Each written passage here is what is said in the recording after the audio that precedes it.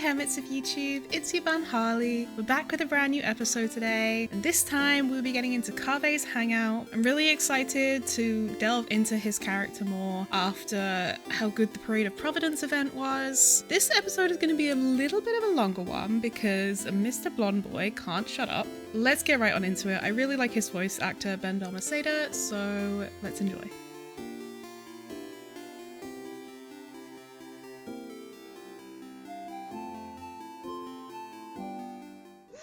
The Pendulum of Weal and Woe. I've taken a look at your proposal.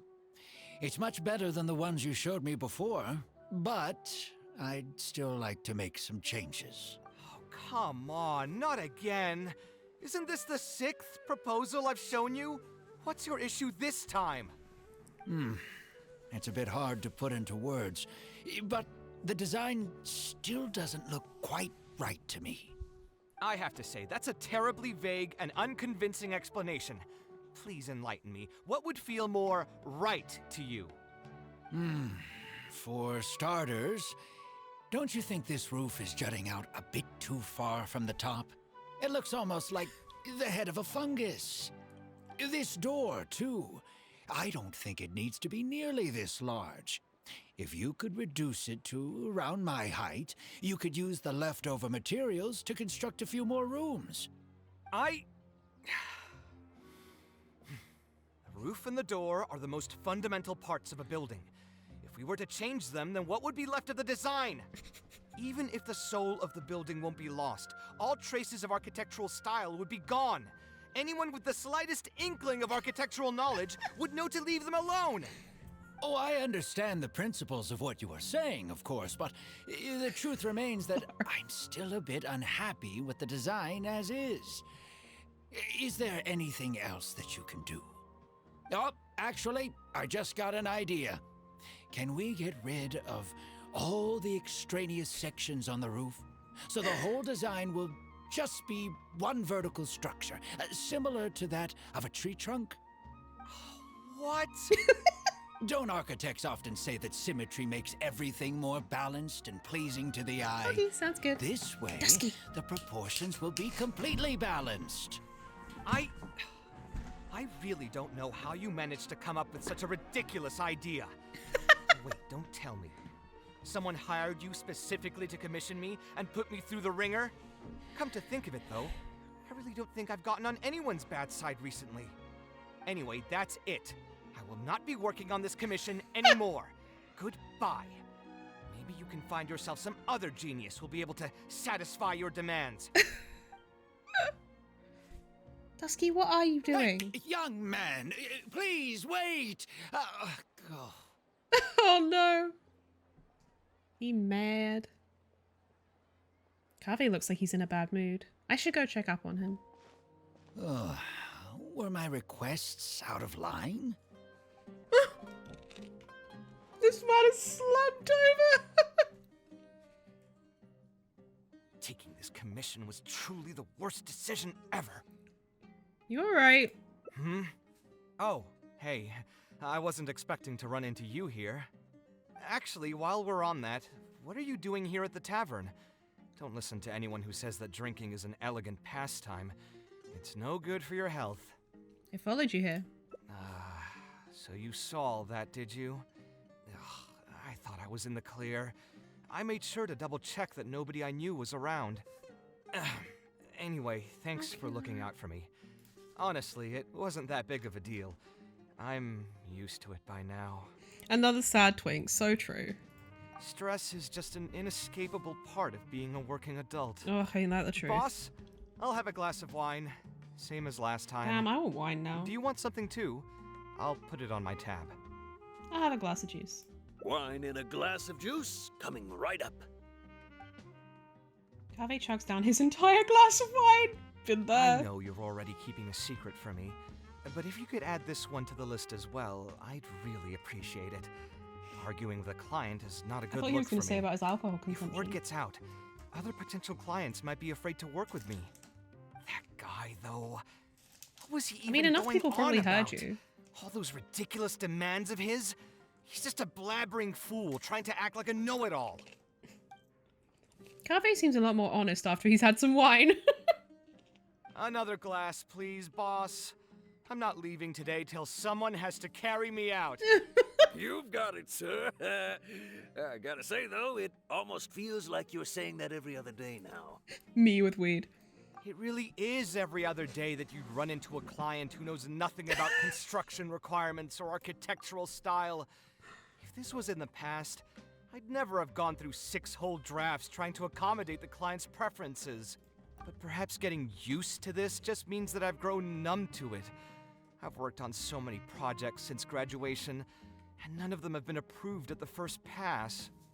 Yeah, I spent a happens. lot of time altering my designs, and by the time the clients were finally satisfied, all my passion and enthusiasm would be gone. Yep. It feels like I'm straying further and further from my artistic vision with every change I have to make. Been there. I suppose, though, that just sticking to your guns and completely disregarding other people's feedback would also not be a good thing. Yeah, true. All of this makes for a real paradox, one that particularly crops up in my work, too.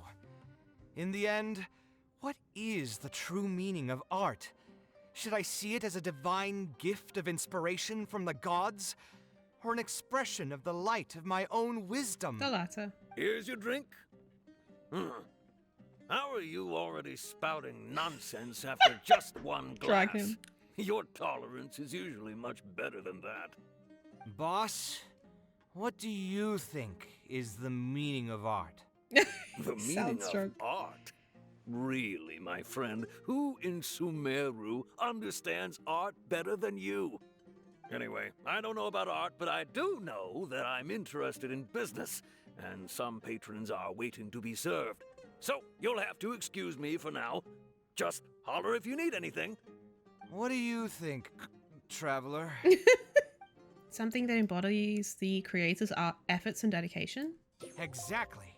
So our thoughts on the meaning of art are rather similar. In Sumeru, and especially Sumeru of the past, the arts are not a popular discussion topic. Trying to talk about the arts is basically the key to killing any conversation. It's too bad that I'm not in my best form today. Otherwise, we could have talked about this for a little longer. Kaveh still looks dejected, and even the wine didn't help his mood. How can I help cheer him up? Maybe I should play it safe and just make a simple suggestion. Let's do something else and clear your mind. Sounds great to me. I don't even want to think about this project anymore. But what should we do? It's probably not a good idea to just drink until I pass out here. Why not? Why did you decide to become an architect? Huh? Where did that come from? I mean, it's not like it's some kind of secret. You probably already know some bits and pieces of my past. My mother is also an architect. Oh, I've always adored her drawings, and when I was young, I used to sit next to her and watch her bring all kinds of buildings to life on paper. aw. You could say my interest in architecture just naturally grew with time. Would she be able to understand how you're feeling right now? Perhaps. In fact, I have also seen my mother argue with her clients, but she would always quickly find the motivation to return to her work. Unfortunately, I've barely had any contact with her since she remarried and moved abroad. Even if I wanted to ask her about her ability to stay positive after an argument, it would seem rude to barge into her life again over something as trivial as that. I did remember something else, though. When my mother left, she only carried some small personal luggage with her. She left most of the belongings in the house to me. At the time, she even told me that it would be great if I could learn a few lessons from her life experiences, so my life and career could go a little more smoothly. I hadn't quite come to grips with my emotions, and didn't really have it in me to go through any sentimental items, so I just packed anything with memories away in a box and haven't reopened it since. I feel like he could It's do been with a his really mom in long his time. life. Now that so many years have passed, maybe I have finally developed the maturity I need to face those memories without losing my mind. Yeah, I should dig it out and take a look. Do you think I can come with you? Huh? Sorry, I've had too much to drink and wasn't thinking clearly. You're right. I should do these kinds of things with the support of a friend. Speaking of that, I can call you a friend now, right? Either way, thanks for reminding me that I can invite you to come along.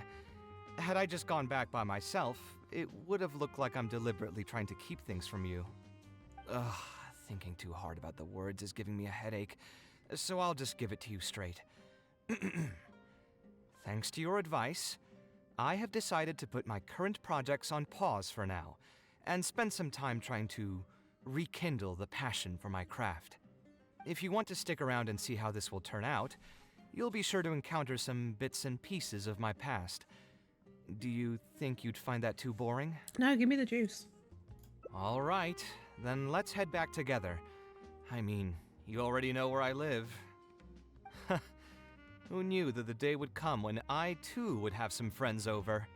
Let me see. I should have tidied up the place before I left the house this morning. Alhaitham shouldn't be home now either. He's usually in the records room at this time of the day. Anyway, there's no more time for drinks. I'll go take care of the bill. Damn. He's suddenly motivated. Alhaitham isn't in, so feel free to sit wherever. I'll bring out the box. Kaveh brings out a box and dusts it off. What's wrong? Oh, nothing. I just didn't realize how much time had passed. The box is pretty dusty, which means it's already been a while since I've moved into this place, and many years since my mother moved to Fontaine. I'm happy for her. I hope she'll be able to find happiness there. She raised me all by herself after my father passed away. It definitely wasn't easy for her. Anyway, enough about that. Let's see what I packed into this box. What are all these things? Oh, it's the building in Port Ormos. Is that a drawing? Oh, I remember now. This is a drawing I made in Port Ormos. Obviously, I wouldn't call it anything special now, but I was less than 5 years old when I made this drawing. That's more than 20 years ago. Oh, interesting. You could say it's pretty good for a child of that age. I think this is the first time we've ever had a canonical age for a character. Now that I've said that out loud, I suppose I do have some level of artistic talent, right? Why do say that? Fucking typo. You don't sound as confident as you used to be. Criticism and self-doubt have always been a part of the artistic process. Without criticism, there can be no improvement. It's normal for me to question my abilities from time to time.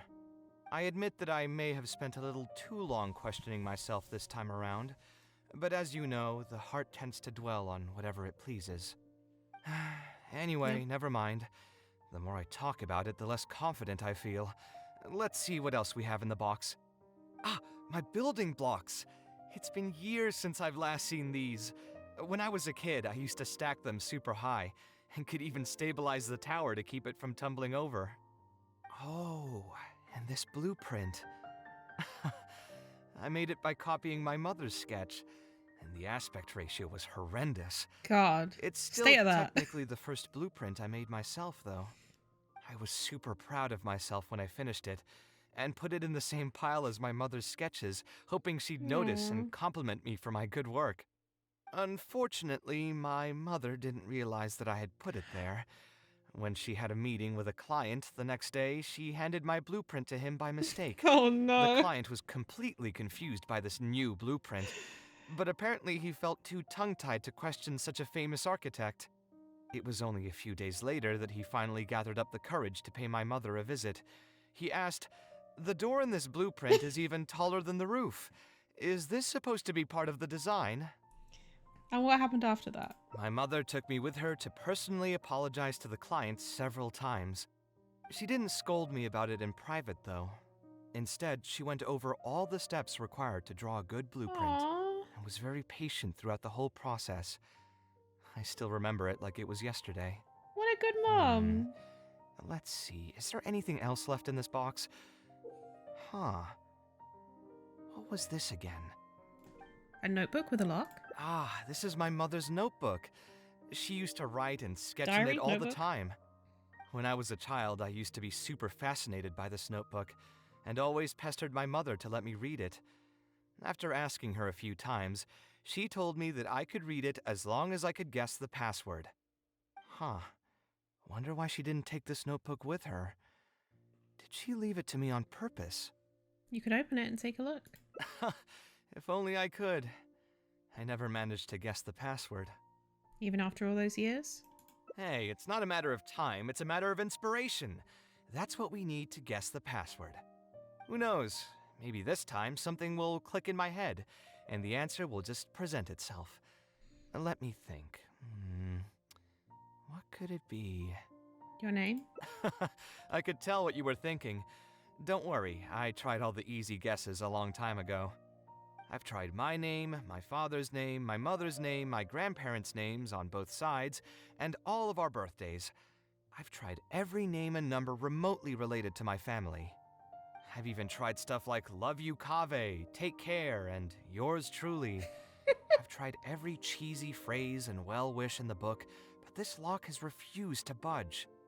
I wouldn't try that route again. I have a hunch that it won't be that simple. Also, if she really did use something like that, she'd never hear the end of it from the folks over at Haravatat if they ever found out.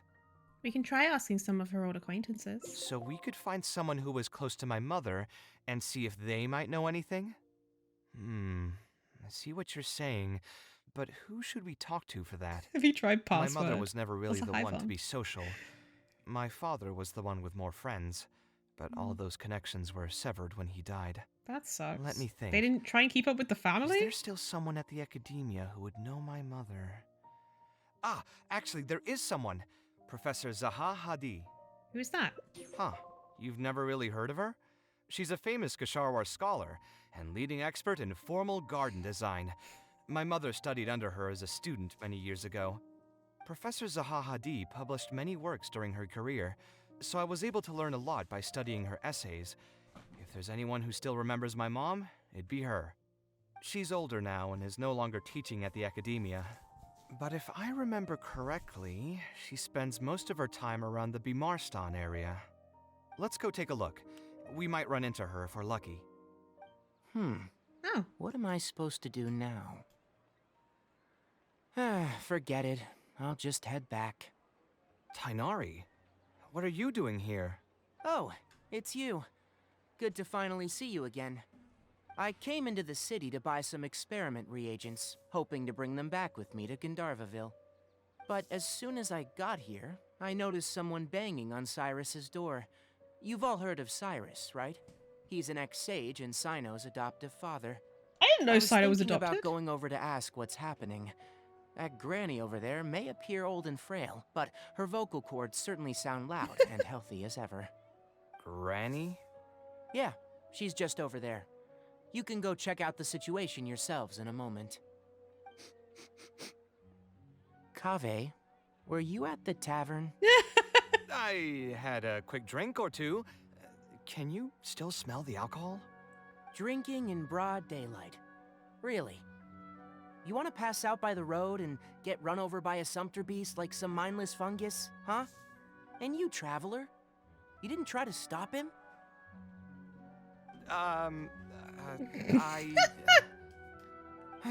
You look like a wreck, Kaveh. What happened? Are you feeling down again? You know what?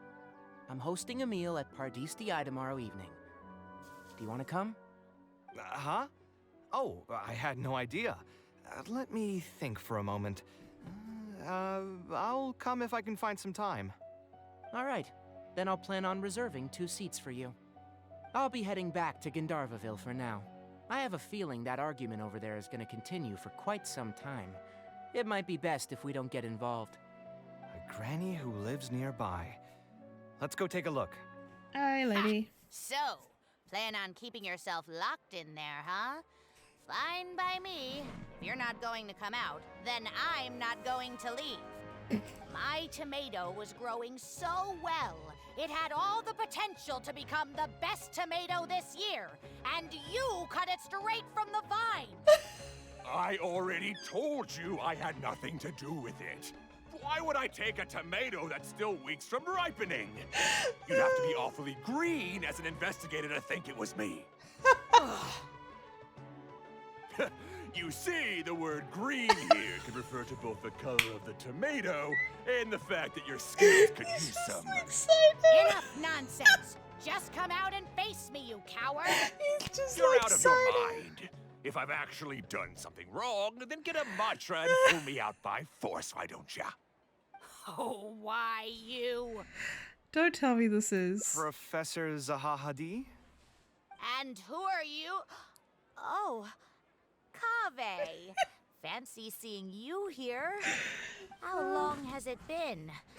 Come on, get over here and let the professor take a good look at you. Not He's bad, not a kid. not bad. You've grown taller again. He's a grown adult. Professor, what's going on here? Ah, it's no big deal, really. A few of us old scholars got bored in our retirement and decided to put together a vegetable growing competition. At the end, whoever loses will have to go up on stage and do a performance for the winners. Which brings us to our current predicament. My tomato was sure to win until a certain someone decided they couldn't bear to lose. Hey, don't try to defame me in front of the kids. If Kids? we're airing out each other's dirty Kaveh's just been laundry confirmed to be now, at least then why 25. don't we talk about you sneaking into Janat's garden the other night? Oh shit. Lucky for you, seeing these youngsters come to pay their respects today has put me in a better mood. I'll let you off the hook. For now. Oh my god. Come on, let's go. We'll take our conversation elsewhere. He doesn't need to be a part of it.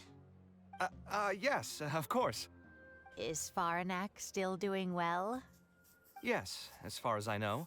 She left for Fontaine some time ago and started a new life for herself. She's still doing work related to architecture, though. Ah, yes. I did hear about that. Did that upset you at all? No, not at all. She's already sacrificed a lot raising me as a single mother. That's good to hear. Your mother did struggle quite a bit those few years. It's probably a good thing that she found a new place to call home. Sometimes I wonder if things were harder for her because she was so beautiful. People What? were always drawn to her beauty first, only to realize she had a sensitive and vulnerable heart underneath. That's such a weird thing to She was say. still quite young when she first joined my class as a student. Beautiful and radiant with her golden hair, yet Ma'am? quiet and single-minded. She seemed like a lass from some aristocratic house who was seeing the outside world for the That's first such time. a weird way She to had to say make that. a lot of drastic changes in her life to raise you on her own. Even during her time in the academia, she was a thorough perfectionist. If she was unsatisfied with something she had made, she'd insist on redoing it, even if I was perfectly happy with it. She had many admirers, and they'd always fill up the first few rows of seats, hoping they could get closer to her sitting in the first row. If it were any of my other classes, you'd have found nobody sitting in the front. Damn. So we're just getting But into it. every time I saw her, she was always in that same rigid pose. She'd have one hand on her forehead with the other clutching her pencil. Her eyebrows would be knitted in a frown as she concentrated on the blueprint in front of her. I'm sure she had many difficult moments in her life. How did she cope with the stress? I'm not too sure. She never talked about such things with me. She rarely opened up to other people, you know. I do remember Changes one the story, time, yeah. though, when she got into a heated argument with a friend. She said something I found very memorable. She said, "True art cannot be understood, but as an artist, I wish some people could understand its meaning and value."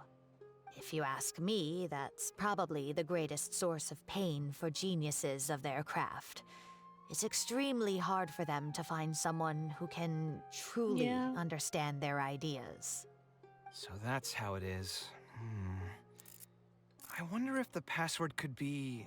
Acknowledgement? I tried both just now. Seems those aren't it either. What are you trying to do?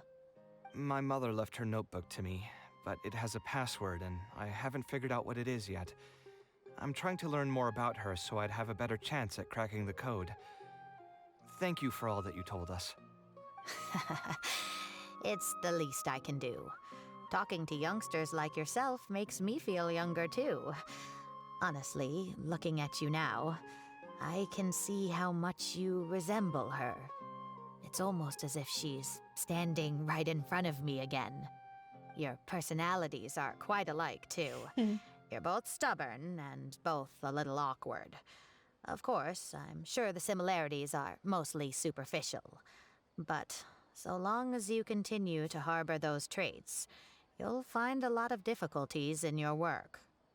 I've taught a lot of students over my career, and in my experience, very few genius architects of Ksharawar ever found happiness for themselves. Damn.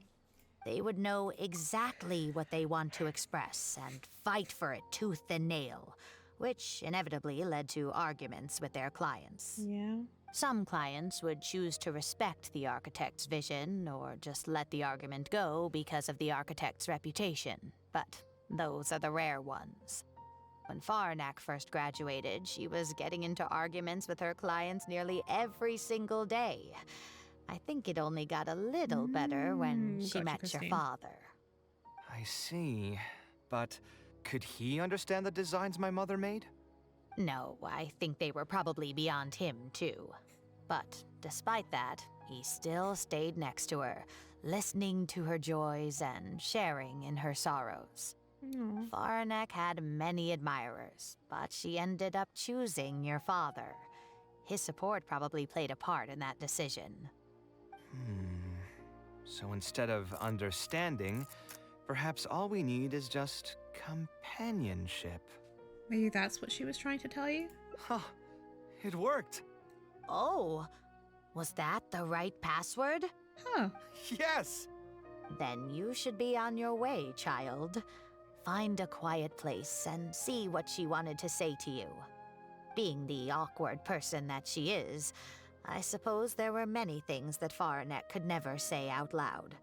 Instead, she probably left them in her diary, hoping that they would make their way to you one day. If you're ever in a mood to chat again, just come and find me here. You're always welcome to discuss architecture topics with me as well. Thank you so much, Professor.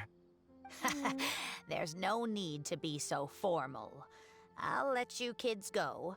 It's time for me to take another stroll around the vegetable garden. I wonder what my mother could have written about. Kai starts quickly flipping through the diary, revealing lines upon lines with elegant Zaha's handwriting. class is the toughest, but I think it's actually not too bad. On the other hand, though, structural mechanics is definitely a pain, no matter how you try to approach it. I doubled down and managed to get through it in the end. I met someone special. At first, I didn't think much of him, but now, I feel very happy whenever I get to spend time with him. We decided to name our son Kaveh. I don't think a younger me would have ever imagined forming such an intimate bond with another person. Back then, I lived only in the shadow of myself, as well as that of the dream in my heart. I think this might be Nilu's voice actor. The bad news came. And even though it's been several days now, I still can't bring myself to come to terms with what happened. My eyes are so swollen it's hard to see. What if they're all lying to me? And this is just a long, cruel dream. But I have to face reality. I still have someone to take care of. No matter what happens, I'll do my best to raise my son on my own. Huh? Is this a drawing? Seems like it was done by my mother.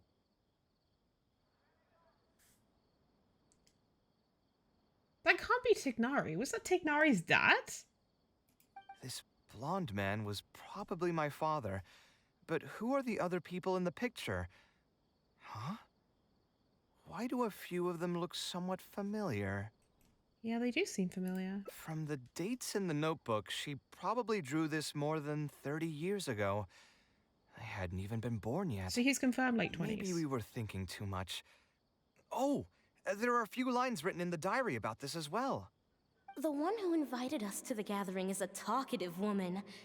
Including us, 3 couples showed up. There was also a person who came alone. The talkative woman introduced everyone to each other. She spoke really quickly, so I couldn't quite catch everything she said, but I also didn't feel like asking her to repeat herself. My husband seems to be friends with the man with long ears. I couldn't really join their conversation, so I've resigned myself to sitting in a corner and drawing in my notebook. I don't think I'd be able to become friends with any of these people, especially that stiff-looking couple. That man is certainly very handsome, but he would constantly alternate between disjointed and serious ways of talking. His wife is a bit more bearable.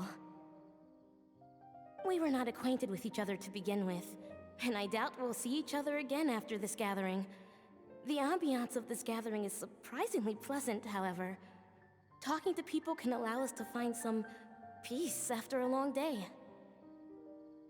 Maybe my son will also partake in these gatherings in the future. I hope he'll be able to make many friends. Who would have thought my mother used to attend that kind of thing? It seemed she was only good at talking about her own work, and found it difficult to join into other conversations. Autistic coded. As a result, she often kept to herself and would be off to the side, drawing. There's more written on the back. Oh, it seems like it was written to me. Kaveh. I was both overjoyed and distressed when I learned of your decision to continue your studies in Kasharwar. You are very talented, and I am confident that you will become an architect of much acclaim. However, the more talented you are as an artist, the more misery and anguish you may encounter. No one will be able to help you during your journey as an artist. But outside of your life as a creator, you can learn to form connections with other people and enjoy many other things in life. It's the only way to alleviate your suffering. Whenever you feel down, seek out a friend to sit and have a chat. You can accumulate joy and fulfillment by spending time with them. The positive feelings you gain will get you through the long and difficult years. Never forget that companionship is the most important thing of all. So that's the answer she prepared for me. She really thought long and hard about me and my future. Well, now that I've read her words, do you think I should accept Tainari's invite and attend that dinner at Pardis-Di? Wait, you were actually considering not going? The thought definitely crossed my mind. Although it'd be nice to get together with friends and chat the night away, I don't want to bring down other people's moods because I'm sad. Besides, don't most people hate the feeling of seeing their friends troubled and being unable to help? And what's worse, nearly all of my problems can't be easily resolved with some encouraging words or gesture. And don't forget, I'm also older than all of them. As their senior, I should appear to be a bit more responsible. He's overthinking it. It's normal for friends to take care of each other. You're not wrong, but I keep feeling like I haven't really helped them much in return. Doesn't matter. It's always fun to have you around, Kaveh. Wait, do you mean it? You're not making fun of me, are you? I've gotten so used to sarcasm that I can't tell what's genuinely a compliment anymore. Autistic Wait, coded. by fun, did you mean... You know what? I'm not going to overthink it. You overthink I'll see everything. you tomorrow at Pardis-Di. Oh, Hatham also got my invite, right? Will he be coming to join us? That guy? He's never been a fan of social gatherings. I wouldn't get my hopes up if I were you. Are you sure? All right then. I guess we won't wait for him. Yeah, let's go. I mean, maybe we should give him a little more time. We can keep chatting for a while longer. Oh, sure. You still haven't told me, what's the occasion for getting us together here at Pardis-Di? We're celebrating the end of the first phase of Kale's studies. Aw, yay. I wanted to thank you all for the help you've given her along the way. Then where's Kale? She said she wanted to show everyone a bit of what she's learned, so she's still doing some last-minute prep at home. She'll be here shortly. Aw. Anyway, let's get started. To tell you the truth, I'm actually not so confident that the second phase will go as well as the first. The curriculum will become a lot more involved, and I'm worried that she won't be able to get through all of it. I was hoping we could brainstorm about it together before she gets here. I knew this wouldn't be just a simple free dinner. Is that why you also invited all Kaveh, Hey please. Yes, I thought it would be good if we could all put our heads together about this. Dusky? Anyway, let's take a quick trip down memory lane. What did you guys do when you ran into a problem that you didn't know how to solve? Or got assigned a project that you knew you weren't gonna finish on time? Cry. Never happened to me. I'd just pull another all-nighter. You two are hopeless. Does anyone have a more useful answer to the question? Perhaps you could adjust the pace of the curriculum. Ooh, that's a good point. Confidence is the most important thing. Once you lose your sense of confidence, it'll become all but impossible to find the motivation to Yep. study. Yep. This could be a potential direction. I have already redesigned the literacy curriculum, and I was originally hoping to ask Alhaitham for his opinion. But It's very simple. Instead of focusing on the amount of material you would like to teach, focus on the amount the student would be able to remember. Oh, interesting. Wow, you actually showed up. I could probably count the number of times you've actually come to gatherings like this on just one hand. It's still more than the number of times you've managed to get a proposal approved on the first try. As long as you're still aware. So, what made the difference this time? Are you looking to drink your sorrows away with some friends? That's your purpose for being here, not mine. Don't project your ways of thinking onto me. So you're saying the only reason you came is to help Tainari with his brainstorming? Precisely. Kale will have a long road in front of her. Hey, just to get one thing clear.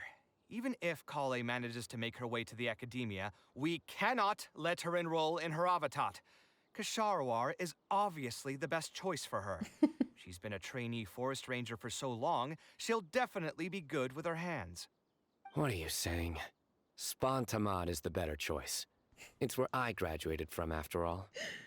Then what about Amorta? That's the darshan her master actually graduated from. There are only 2 other Darshans left.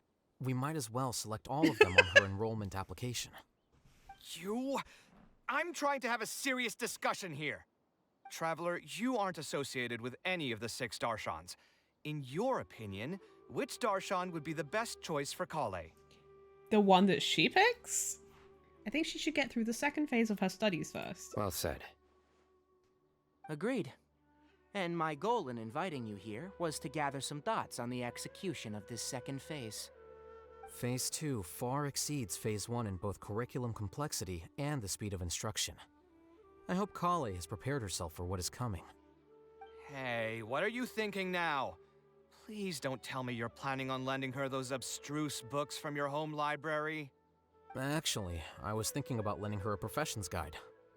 I'll make sure to write, "Don't become an architect" on the front page of that.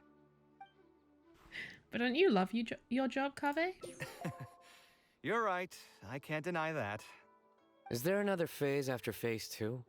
What's the ultimate goal of all of this? Are we trying to prepare her for a job in the academia? We don't need to think that far ahead. Hold that thought, though. I think my vegetables are done. Everyone enjoys a relaxed and pleasant dinner. I'm telling you, that client had no idea what he was talking about. No matter what I did, he had something bad to say about it. Kaveh sure gets drunk fast. Have you considered finding another client? They're all the same. I haven't had a good night's sleep for months now. Who do they think they are, ordering me to alter my design over and over again just because they have some mora? It's too late now to change careers. You might as well try to find some joy in the pain. Besides, You'll be getting up in the middle of the night to make edits to your own design even when the client doesn't request it. True. No. That's not true. Cheer up, Kaveh.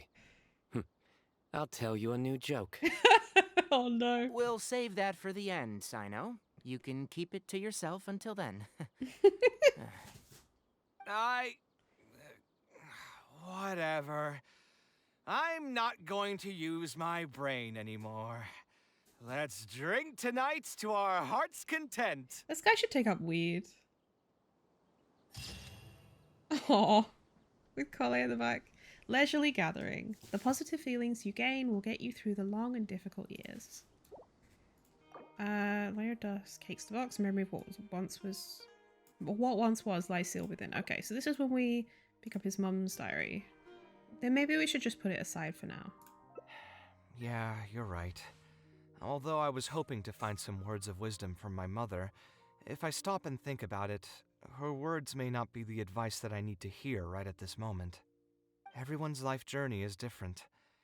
Traveler, you've visited many lands and met many people, so I'm sure you've run into situations where some advice wasn't exactly suitable for the situation at hand. Ah, I just got an idea though. If I want to rekindle the creative passion that I had before, instead of trying to unlock an old notebook, why don't I take a walk around the parts of town that had changed my life? What do you think? Sounds good to me. I'm glad you agree. Then let's start by taking a quick stroll around the academia. Of all the places in the academia, I remember this one most. When my studies got busy, I used to pull all-nighters here trying to finish my blueprints. You sound like you almost miss it. Who doesn't miss their time at the academia? Life was a lot simpler then, and we all had far less troubles. I created many designs that I thought were beautiful in the House of Dana. I drew whatever came to mind, since I didn't have to care about budget constraints or turning them into reality. Why did you like to draw in the House of Dana? If I had to give a reason, it'd probably be because I like the ambiance here. The academia also had a rule that allowed scholars to annotate any physical books they came across. As a result, the books here are chock full of scholars' wisdom across many generations.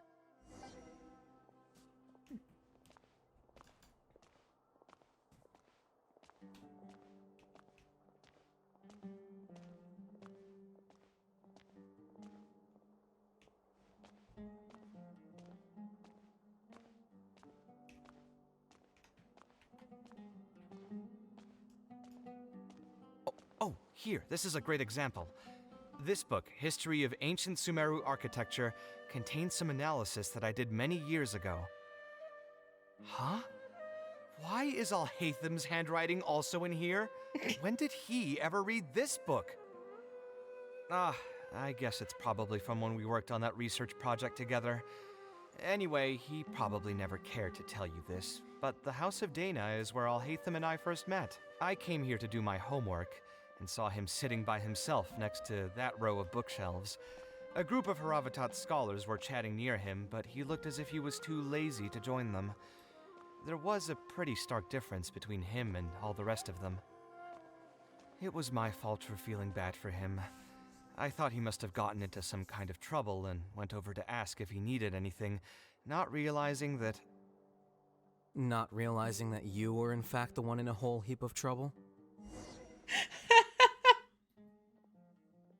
Alhatham? Why are you He here? can never get away from this man. The House of Dana is a public space. Anyone can come here, no? But shouldn't you be at the records room at this hour?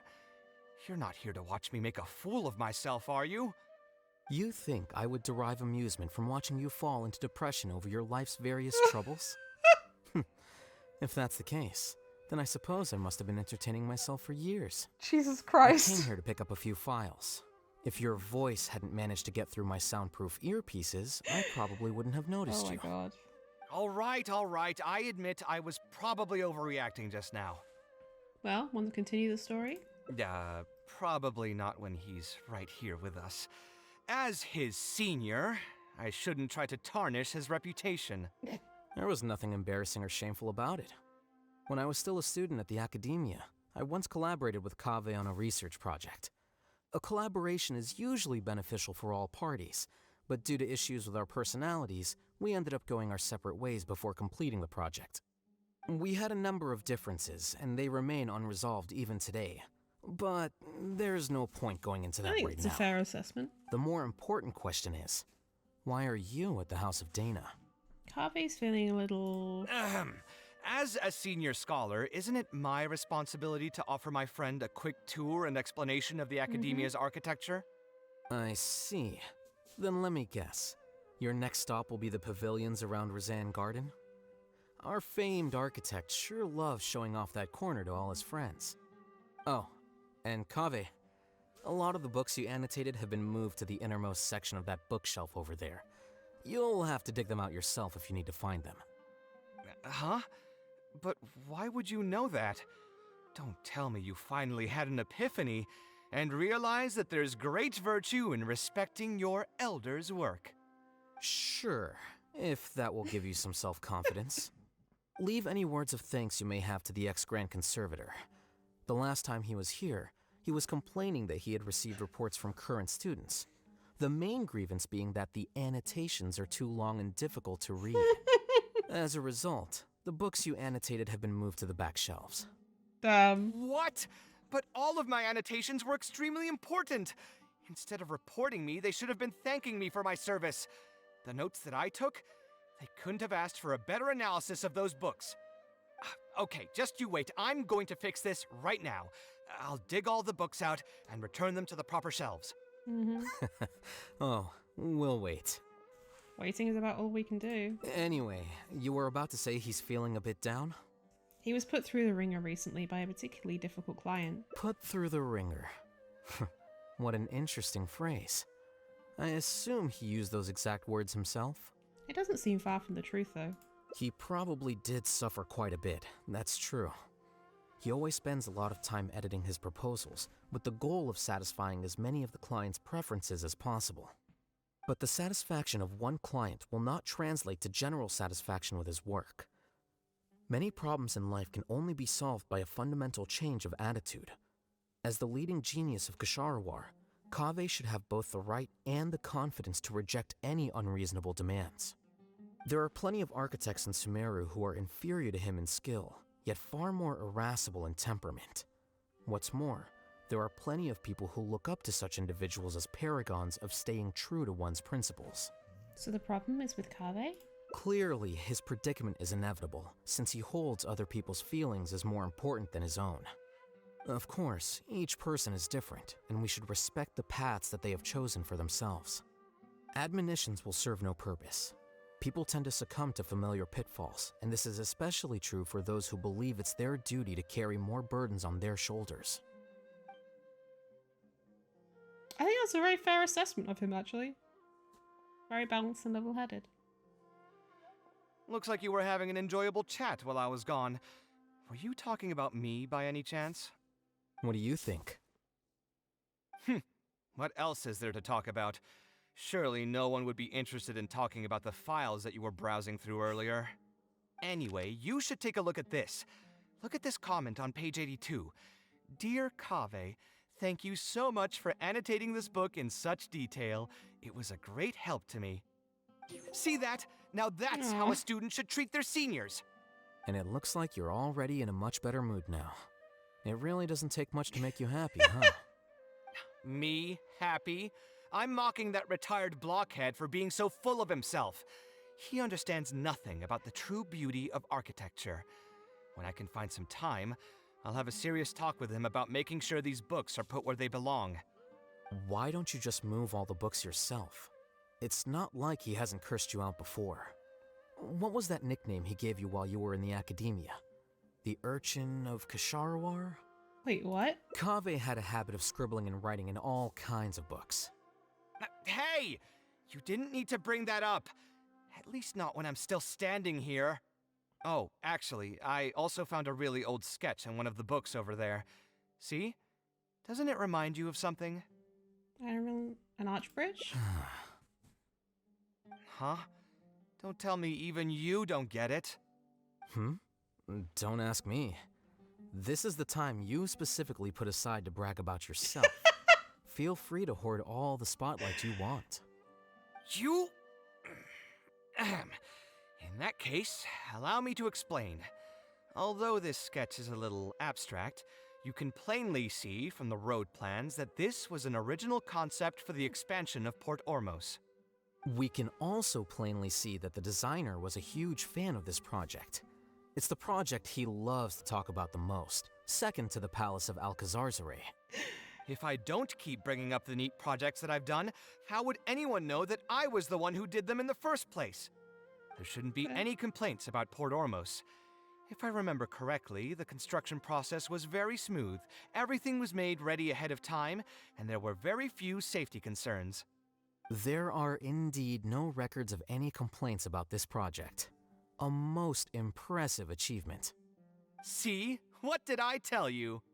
Come on, let's take a stroll through Port Ormos next. I'll tell you all about the designs I made for the place. Are you going to come too, Alhaitham? No need. It's almost time to clock out for the day, and I don't intend on bringing any unfinished work home. Suit yourself. It's not like you know how to appreciate artistry anyway.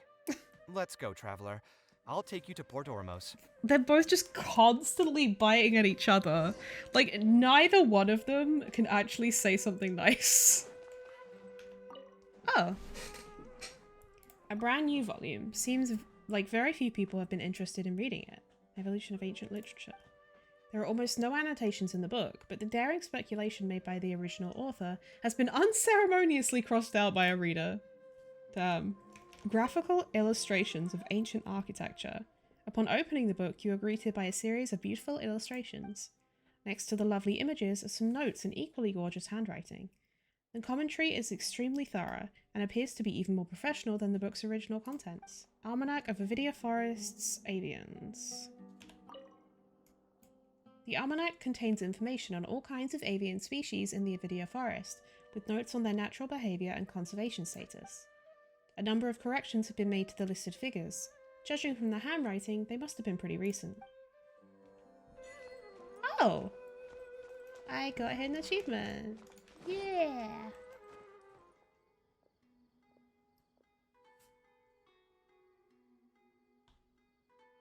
Port Ormos.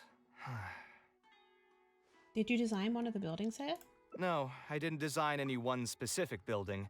Most of my work here concerned structural renovation. Port Ormos had already existed since I was still a young child. It wasn't as large as it is now, though. It only came to its current size after a sizable expansion. I was part of that project. The arch bridge over there, for example, that was one of my designs. How did you come up with the idea for it? When I was first tasked with the project, I decided to reference the growth patterns of nearby trees to split Port Ormos into 2 levels. My goal was to improve the overall utilization of space. We ran into a lot of issues during construction, but thankfully, we were still able to achieve the original vision.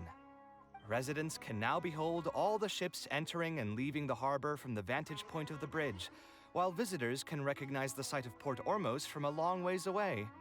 I was still young and new to the trade back then.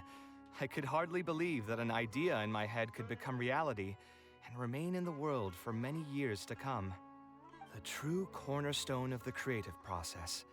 The point about the design that will be ultimately used to judge its true worth. It was the first time that it became crystal clear in my mind.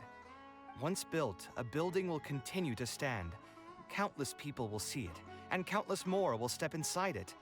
Its final worth, whether it's good or bad, will be assessed by the countless generations of people that interact with the building during their lives. I'm sure the residents of Port Ormos really enjoy it. You think so? I'm glad to hear that. But even with this project, I still had one small regret. My budget was tight, and I was unable to use the higher quality timber I had originally intended for the design. I knew that some concessions on aesthetics would be needed as soon as I agreed to a proposal that prioritized the practical functions of the project. Fair. Us creative types know better than anyone that most projects cannot be completed without a few regrets. Even the Palace of Alcazarzaray was not perfect. But having no regrets would also mean you had no higher hopes for the future. Yeah, you're right. I should learn to look toward future opportunities. and believe that any regrets I have can be overcome in time. We've spent long enough here. There's still one last place I want to go, but it's a little far. Would you be interested in a quick trip to the desert? I wouldn't mind. Great. Most of my projects over the last few years have had something to do with the desert, partially because there's a special place there that I often visit. This is a rare opportunity, so why don't you come along and see it for yourself? If you ever feel down, maybe you'll be able to go there and feel better too. Who would have thought that so many primal constructs could have congregated here while I was gone? We won't be able to sit and talk peacefully with these guys around. Let's clear the area. Okay. We need some players then. Oh, we do. Site clear. Okay. Fire hazard! Oh my god, okay.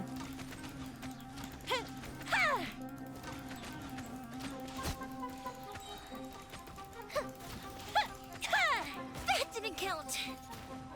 A festive reprise! Scanning. His fucking...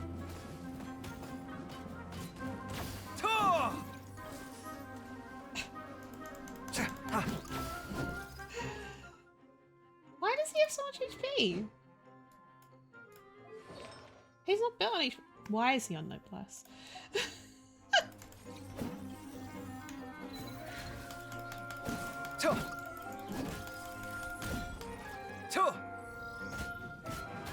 Oh, fuck. Okay. You know what? Gotcha. Busted. That delivery! Coming through! Site clear. Breaking new ground. Huh. Ha! Tuh. Ha. What? Hello? There we go. Isn't this place great? I often come here to clear my mind when I'm dealing with a difficult situation. You know what I mean. Everyone finds themselves in frustrating situations once in a while. Just take me as an example. My family life got shaken up quite a bit when I was young. I struggled in school, and I got into a huge pile of debt building the Palace of Alcazarzare. Although Alhaitham thinks that it's because of my personality that I continue to live in the shadow of the past, I think it's also just a part of life. Plus, if I look back, I've honestly had my fair share of good luck as well. You could probably say I've followed in the path of my mother. Like her, I've gained a name for myself as an architect, built something that's seen as my magnum opus, and found many projects that others have entrusted to me to finish. You also haven't completely lost your passion for life. Life is too boring when you live with no enthusiasm and passion. True. Only those who believe in the inherent meaning of it can capture the small nuances of everyday life and turn them into inspiration for beautiful designs. Of course, I will concede that loving something also means taking it to heart. So to an extent, caring is also a source of pain. If I didn't love my work, I wouldn't be so torn up about it all the time. But still, isn't this place beautiful? Despite the erosion from the winds and changing seasons, you can still perceive its past beauty and glory. With different landforms come different architectural styles. The desert's history has left it with few records regarding its buildings, so I often visit the desert to investigate things in person. The site here has moved me ever since the first time I laid my eyes on it. I told myself that one day, I would also be able to create buildings that move others. My pain will one day fade into nothing, just as I reach the end of my life. But buildings are different. They are far more valuable than most materialistic things, and far more durable than human flesh. As long as there remain souls in the world who can decipher the meaning behind them, they will also have acknowledged me across the vast stream of time. Leaving a if you were legacy. to ask me what art is, that would be my answer. Now that's more like the kaveh, I know. You think so? But I feel I've always been like this. Remember that question I brought up before? The one about whether I should see art as a divine gift of inspiration from the gods, or as a product of my own existential struggle? I still haven't found an answer to that yet. But if art wasn't inherently paradoxical and enigmatic, then people probably wouldn't be drawn to it. Those who pursue art will be unable to avoid the pain that it naturally brings. Will often be floating on cloud 9 one second and sinking in a mire the next. I'll try gathering my thoughts again once I've found a way to define art in the first place. In any case, thank you so much for listening to everything I had to say. No problem, kaveh. Beneath the stars, my pain will one day fade into nothing, just as I reach the end of my life, but my buildings will endure. Let's go to the tavern. Art is something that resonates with the masses? Yes, art shouldn't be self-indulgent entertainment saved for the elite. Let's say that I built a house for someone. If they don't like how it looks, then no matter how brilliant it may appear to me, they won't be happy with it. The problem is that it can be very difficult to get validated by others. I could compromise my personal standards to accommodate my clients, but often that just means creating a final product that I would struggle to look at. I'll help you convince the client to come to your side. Thanks for offering, but you've seen how he is. He's not going to listen to anything I say. He understands nothing about my design, and all the suggestions he made were as if he just wanted to mock me. I don't think he was intentionally trying to be difficult. Okay, it is possible that I was just jaded by my frustration. Well, given I'm already on my 6th draft, I can probably push myself to make a 7th. Mood, kaveh, mood. Let's go have another talk with him. I know where we'd be able to find the guy. There's no time to waste. Well. The wine can wait until another time. I'll go take care of the bill. Kaveh, what are you doing here? I've changed my mind. I was overreacting earlier. Can we try discussing the project some more? My apologies as well. Now that I think about it, some of my requests were indeed a bit unreasonable. If I choose you to create the design for my project, I should have a bit more faith in your vision. Thank you for understanding. Mutual trust is the basis for good communication.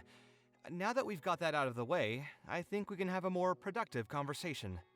To be perfectly honest, your commission request has been the most peculiar one I've ever received. Even now, I still know nothing about the building's intended purpose. All I know is that you want to build something in the desert for public use. I am aware that overly specific requests will restrain the architect's artistic freedom. However, knowing nothing about the intended purpose of the building also means I have no idea if I'm on the right track. I've produced several draft proposals for you to choose from, and you've rejected every single one. If we don't get on the same page, it could be a decade before we can finally break ground on this project. Yes, I've given this some thought already. I think we can go with the general direction of the latest proposal that you just showed me. It's just... Just what? Putting the building design aside, can we get some less expensive materials for the floor tiles? Yeah, I know someone in the business, and the red bricks he sells can go for pretty cheap. The timber here as well. We should be able to find some substitutes. Please give me a moment. My head's starting to hurt again. Just please hold on for a second. He needs to scream. So, let me get this straight. You want to reduce the cost of the project, right? But if we implement your suggestions, then I'm afraid we have to scrap the entire design. Architectural design cannot be neatly split into discrete parts.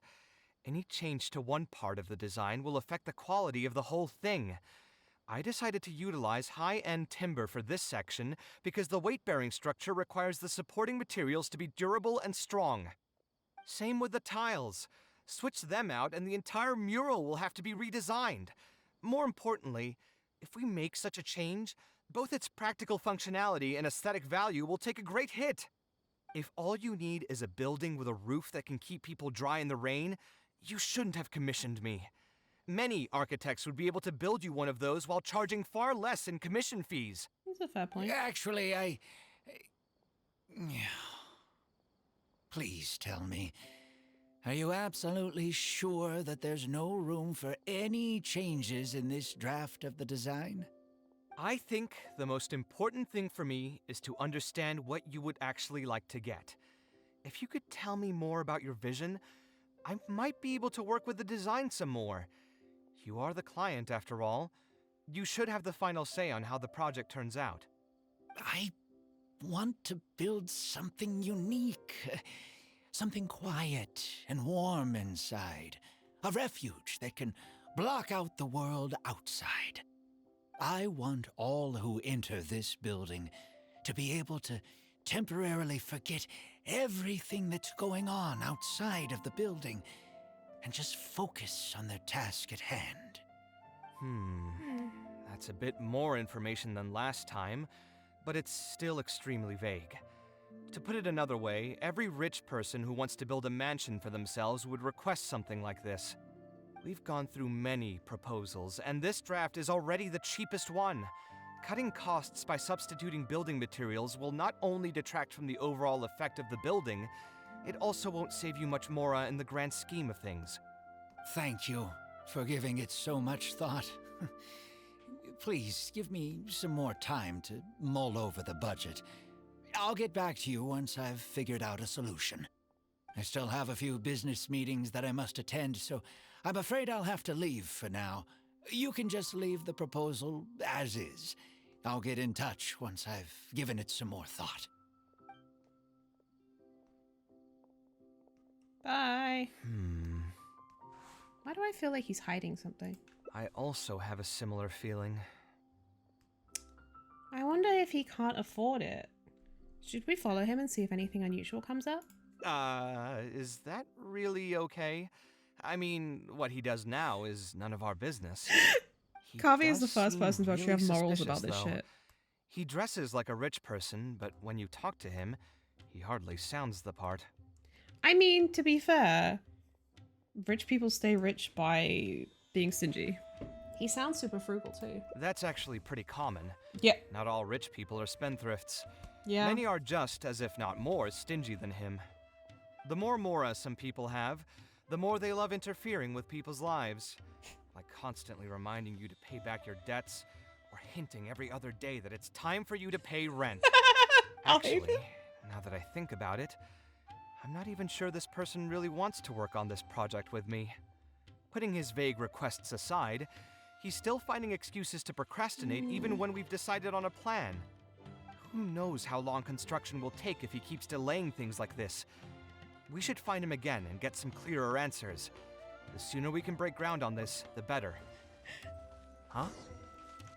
Where did he go? I could have sworn he went this way. Let's keep looking. You search the area with Kaveh, but find no trace of Badawi. Badawi? Hey, look! Isn't that Badawi? It sure looks like him, but he's dressed completely different now. What is he up to? Dressed like an eremite. Didn't I tell you before? I'm not looking for more workers. Plus, aren't you a bit old for physical labor?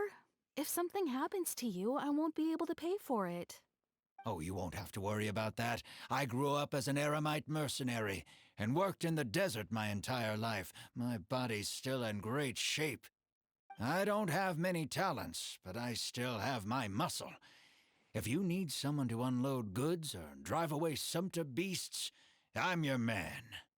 You used to be an eremite mercenary? I know there are a lot of bad apples in our ranks, but most are just trying to make a living. We're not that greedy by nature, and we'll do our best when given a job.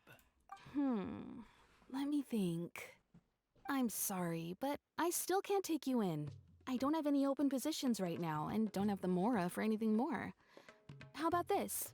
Why don't you try your luck somewhere else? Okay. He used to be a member of the Eremites? Huh. From the way he was dressed, I would have thought he was a merchant from the rainforest. Let's ask him about it. We meet again. Huh? Why are you guys here? That's what we wanted to ask you. Who are you? Why did you dress up like a merchant to talk to me about our project? There's no need for us to continue this project if you still want to keep hiding things from us. I don't work with individuals I can't trust. Believe me, I didn't have any bad intentions. It's just... All right, there's no point hiding anything anymore. The building I'm trying to commission you for is not really a personal residence for me, but rather a library for children living in the desert. Oh, damn. A library? Funded entirely by yourself? Shouldn't this be the responsibility of the academia? I've heard that the academia will be looking to prioritize the desert with the allocation of educational resources and materials. It sent over a large shipment of regular goods just last month. You're right, and I was aware of these happenings as well. I just figured what I want to do is a separate effort from what's already being done by the academia. The desert is too vast. Even if the academia It's spends a lot of massive, effort yeah. trying to disseminate knowledge in those parts, it might still take decades, if not centuries, to reduce the educational gap that already exists between the two regions. Yeah. And what's more, I don't know if the academia would ever reverse its stance in the future.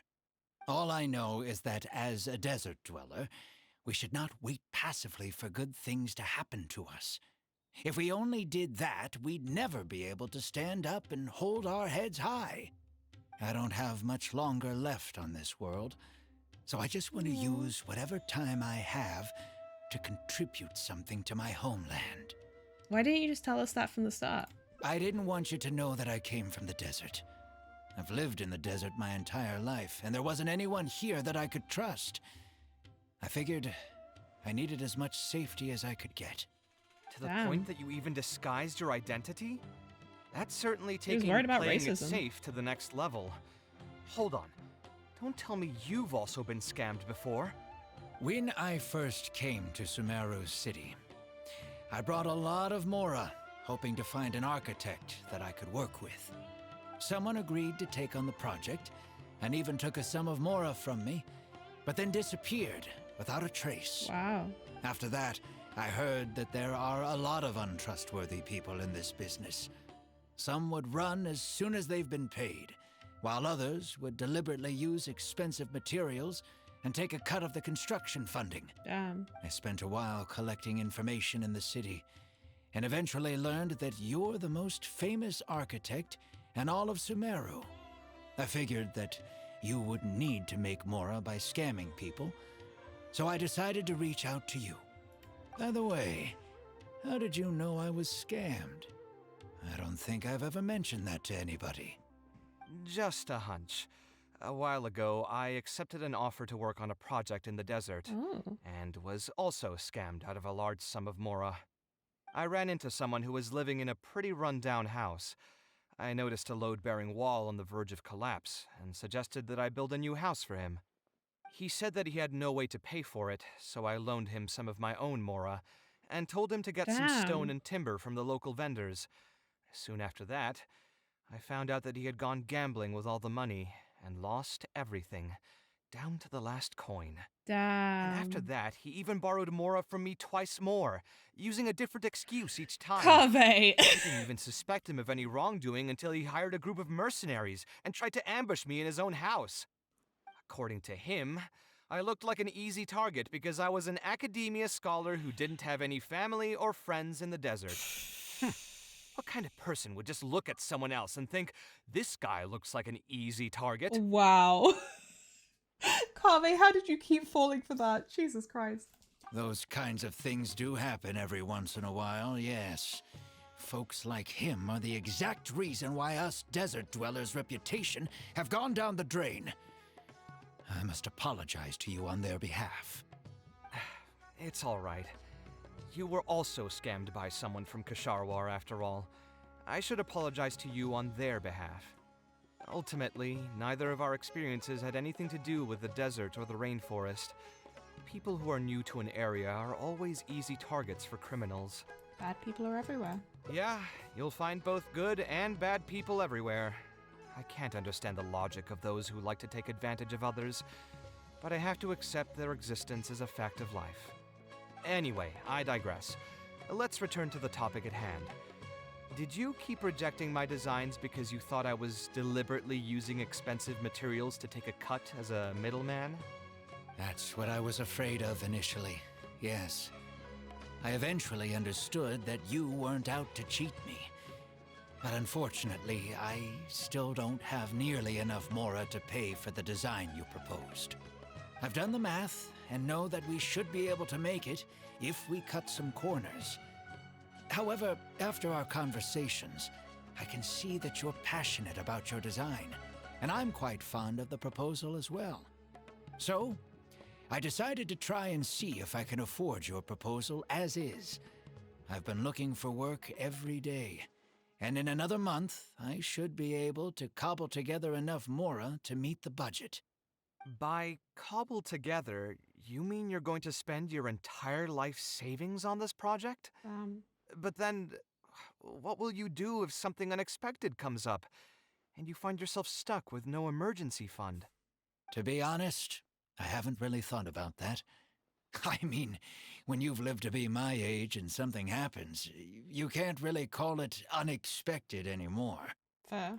All I want is to build this library before I leave this world, so that the children of the future would have some books to read, and the desert dwellers would be able to learn their letters and pick up some practical knowledge. You seem really passionate about this project. A while ago, I heard that the academia had decided to recruit a number of exceptional children from the desert. Of course, this is welcomed news. But they can't get exceptional. But if they as don't have someone the who's spent their basic entire teaching. life in the desert, I still have a few concerns. I know the desert life and can predict what the problems will be. Many children from the desert have had neither the interest nor the proper environment to learn. Well, So hello even there, if the little one. academia would take them Thank you so in, much for the follow. once they enter the halls, they might find themselves surrounded by other children who look and act very differently from them. And as a result, they might become socially isolated. Yes, I can imagine that. My father passed away at an early age. Even though I had a good number of friends during my years at the academia, for some time I still sensed many critical looks in my direction. I'm sure a child coming all the way from the desert will have an even harder time. But let's bring this back to the building itself. I think you said that you want this building to be quiet and warm, with its doors serving as a solid barrier to block out the sound and fury outside, and allow one to focus on the book in their hands. Building it according to the current plan will be quite costly. Even if I don't charge you any commission fees, I don't think we'd be able to keep it under your budget. Any ideas on what we can do? Would any other merchants be willing to sponsor the project? Sponsor the project? You mean convince wealthy merchants to join our cause and pool their money together to build the library? That does make sense. A library is a big project, and it's going to be hard to fund it with just a single person's mora. What do you think? If we can find others to sponsor the project, we could potentially increase the size of the building 2- or 3-fold. It's all fine with me, but where do you think we'll be able to find these sponsors? Dory? Well, you're right. If I really think about it, I'm not too familiar with many big-name merchants. Can we ask Dory? Her? Hard pass. With her shrewd and greedy personality, she would never put mora into something like this. Maybe she can connect us with some of her contacts? Now there's an idea. She probably won't say no if all she'll need to do is to make some introductions instead of spending mora. Let's go and pay her a visit. Oh, now here are some unexpected guests. What brings you to the Palace of Alcazar-Saray? When I saw Kaveh, I almost thought it must be that time of month again.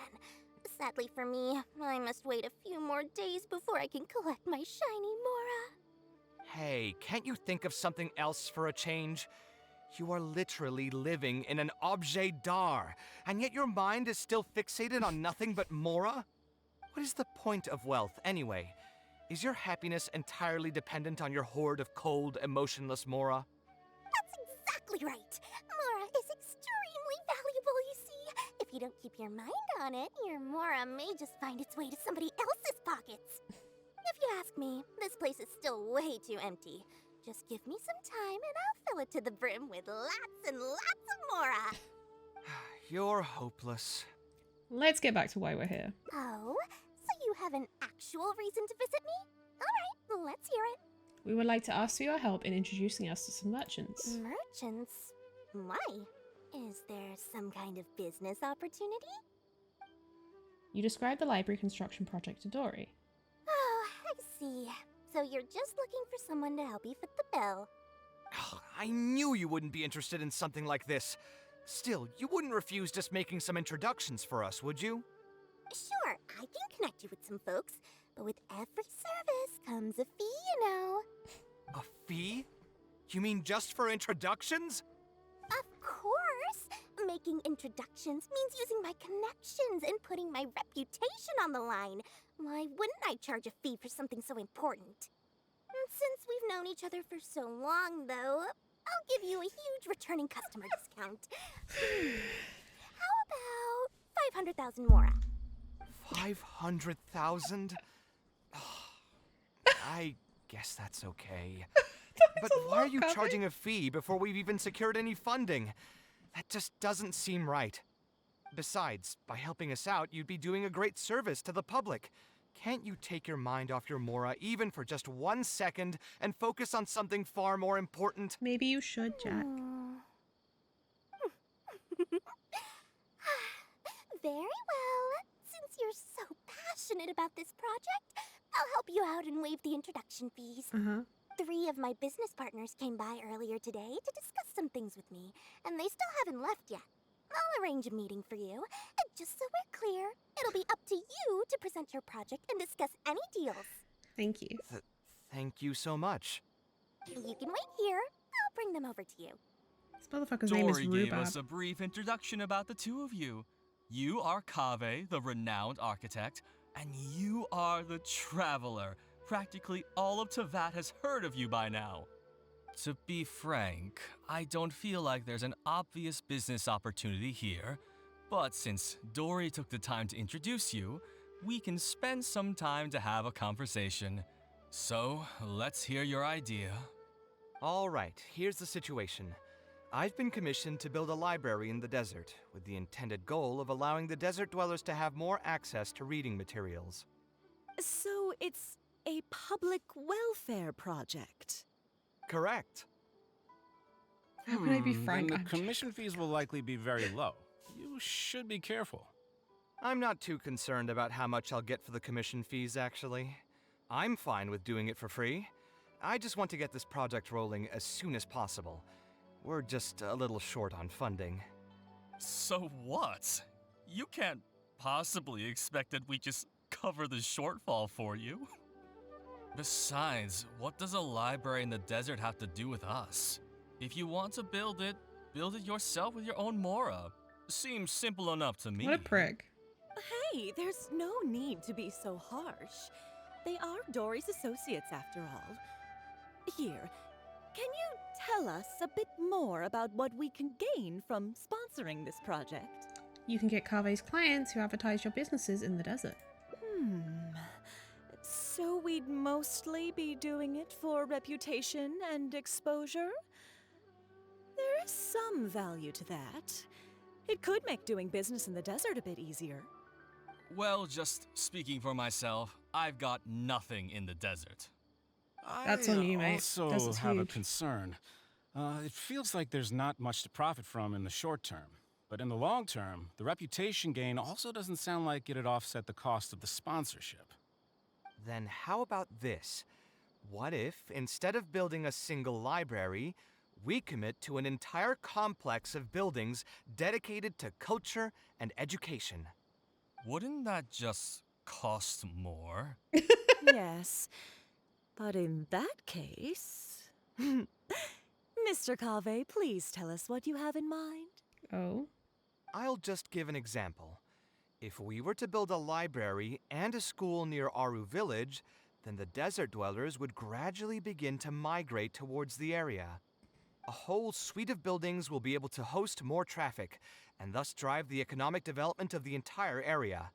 In turn, that would lead to direct business opportunities. True. I've been to the desert several times. Although there are still many lingering tensions between the two regions, the amount of interaction has been steadily increasing, and in the long term, the desert will only become more and more important to Sumeru. Yeah, it's an opening market. You do have a point. Education in the desert is indeed an industry that has not been tapped into. If we can be the first to place stakes in the area. And you just believe anything he tells you? Even the greenest amateurs know that urban planning will affect population flow. If you don't believe me, you can ask anyone on the street to confirm it to you. He's a good negotiator, Kaveh. Please only ask questions that are relevant to the discussion. Wait, something just occurred to me. If we're going to build a library in the desert, Aru Village would obviously be the best place for it. But it seems we're not the only ones with our eyes on the village.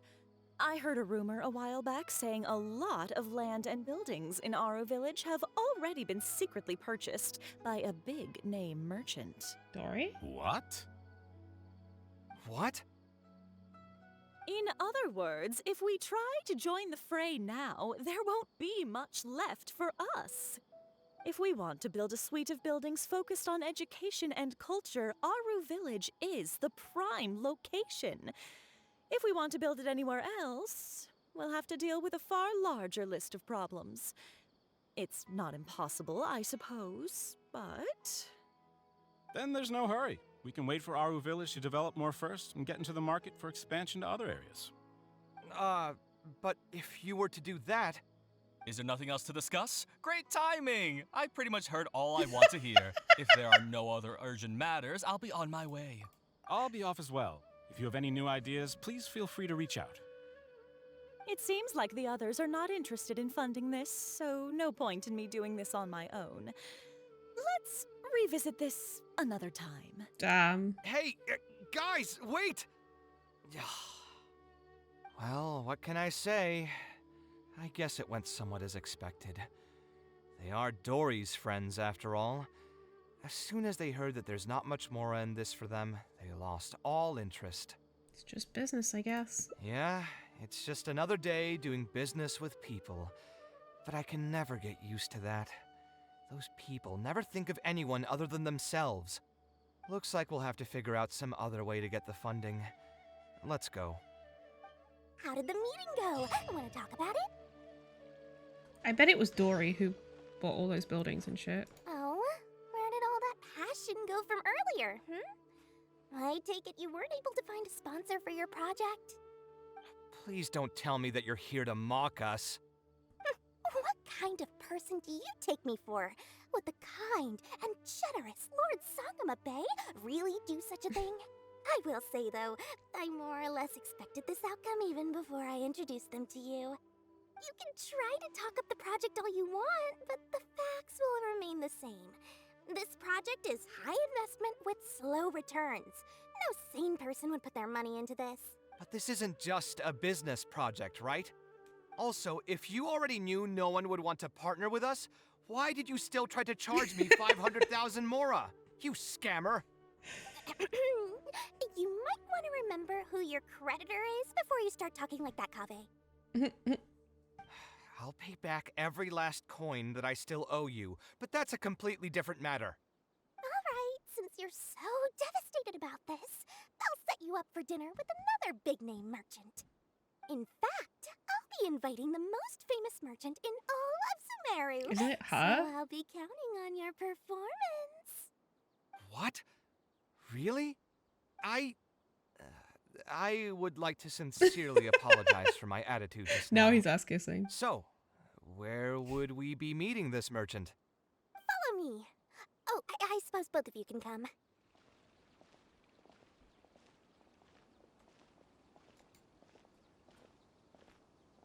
Nope, you're not coming? Okay, he is coming. I just wish that some people would actually do their jobs.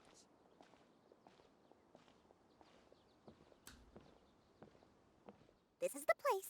You said you're going to introduce us to the most famous merchant in Sumeru. It's her. Well, where are they? You still don't get it, huh? The most famous merchant in Sumeru. Is Lord Sangamabe. Huh? So you meant yourself all along? Then why did you bring us here? Well, I've given it some thought, and the complex of education and culture buildings that you mentioned does hold some promise. It'll be a pretty big Mora sink, and I'll have to fund it all on my own, but that's not really a problem for me. Seriously? Where's this generosity coming from so suddenly? Are you trying to scam me again? The reasons are not important. What's important is that I'm willing to help you. However, you know just as well as me that once this project actually breaks ground, it'll start sucking Mora from my pockets like crazy. So, to cut costs... I get it. I won't charge any commission fees, and I'll take responsibility for the entire project. Splendid! Then let's sign the contract right away. Kave's always working for free. Tori prepares 2 contracts. After a brief read, Kaveh signs them at record speed. This way, the children of the desert will have some books to read. Their lives should improve a bit after this. You seem rather pleased. Of course. There are a few things better than using my knowledge to help other people change their fates. Aww. I must thank you as well, Dory. I used to say you only cared about Mora, which might have been some prejudice on my part. Sorry for that. I will also try to pay back my debts as soon as possible. Now, let's have a quick discussion. Where would you want the library to be built? That will be the most important building. There's no rush. I'll provide you with a copy of the deed when we get back. You can just use the address on the document to find the lot. Huh? The deed? You don't mean, yep. So hold on a sec. The person who has been buying up everything around Aru Village was you all along? Oh my, did I not tell you about that? Yep, yours truly has been buying up all the land. I must thank you for bringing your ideas to me. Before our conversation, I had no idea what to build on all those lots. So, from my perspective, this has been a great turn of events. I didn't put much in and easily got a lot in return. But what about my commission fees? Huh? Didn't you waive those yourself? I was just gonna say that to cut costs. We mustn't procrastinate and should start construction as soon as possible. But before I could finish my sentence, you volunteered to waive your commission fees and even promised to take responsibility for the whole project. Played him like a fiddle. I'm so touched, really. It's obvious that you used every trick in the book to deceive me. You deliberately paused for a long time while talking about the project and kept glancing at me with that menacing look in your eyes. Huh? You really think so? Well, the contract's already been signed, so there's no point in dwelling on the details. You know what? I'll pay for tonight's dinner.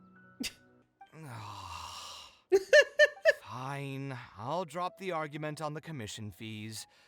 But since you said you're paying just for get the dinner, old dude to pay him. I'm going to order the best dishes and booze this place has to offer, and lots of it. Tonight, we're feasting until I've recouped my full commission fees.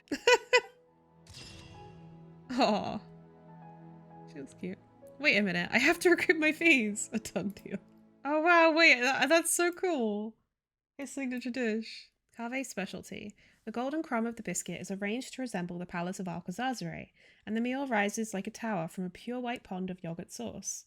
Though the creator of the dish has placed a monumental amount of effort into its creation, he seems to have missed the fact that all the biscuits must be broken during the process of consumption. We, pursued the commissioner. We were sus about, his circumstances. Can we try a slightly different style? A slightly different style? Give me a minute. Most architects would probably prioritize cutting costs and removing extra features in this situation. Indeed, converting the building into a simple bungalow would solve most of our problems. However, I do not think this would be the best solution. While it's true that the aesthetic value of a building is often viewed as an afterthought, neglecting it has some long-term negative consequences.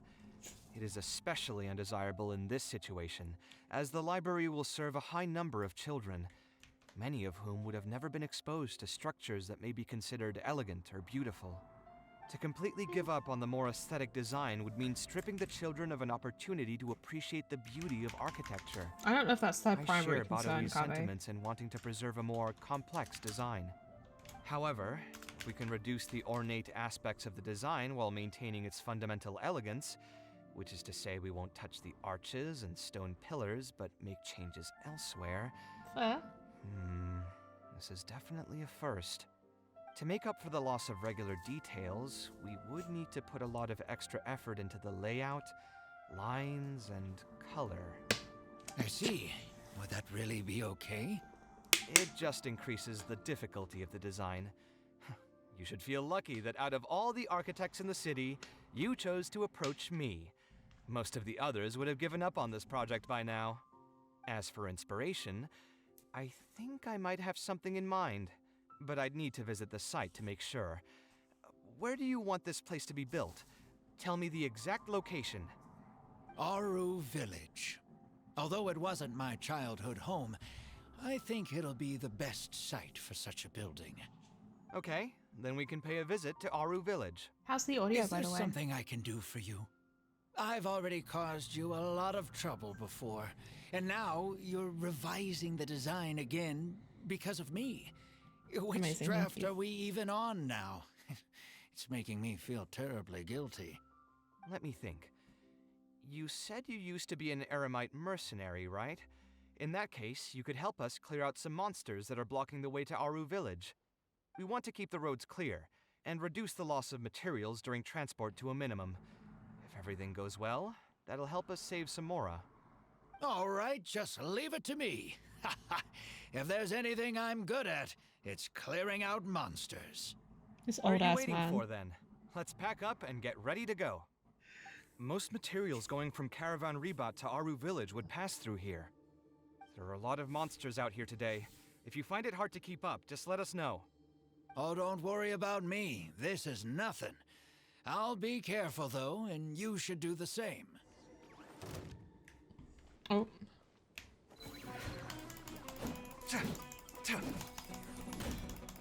Go, girl, give us nothing. Come at me. Wee. This animation is so fucking stupid. Scanning. Did they give him, noblesse again? They did indeed. Ha! Sight clear.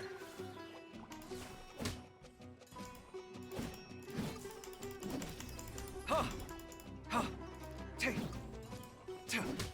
No, I didn't pull a kaveh. What would a character without noblesse be? Good.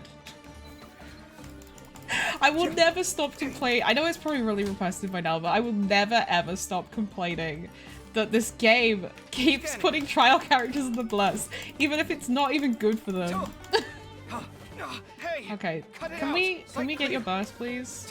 Your energy recharge is shite. What the hell? This is just such a stupid animation. Watch and learn. Oh wow, go girl, give us nothing. Does this not like boost his attack? Yeah, it increases it. Or does it just increase the AoE?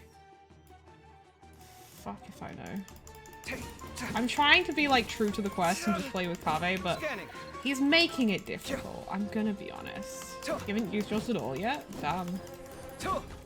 So much for baby girl. I can't believe you.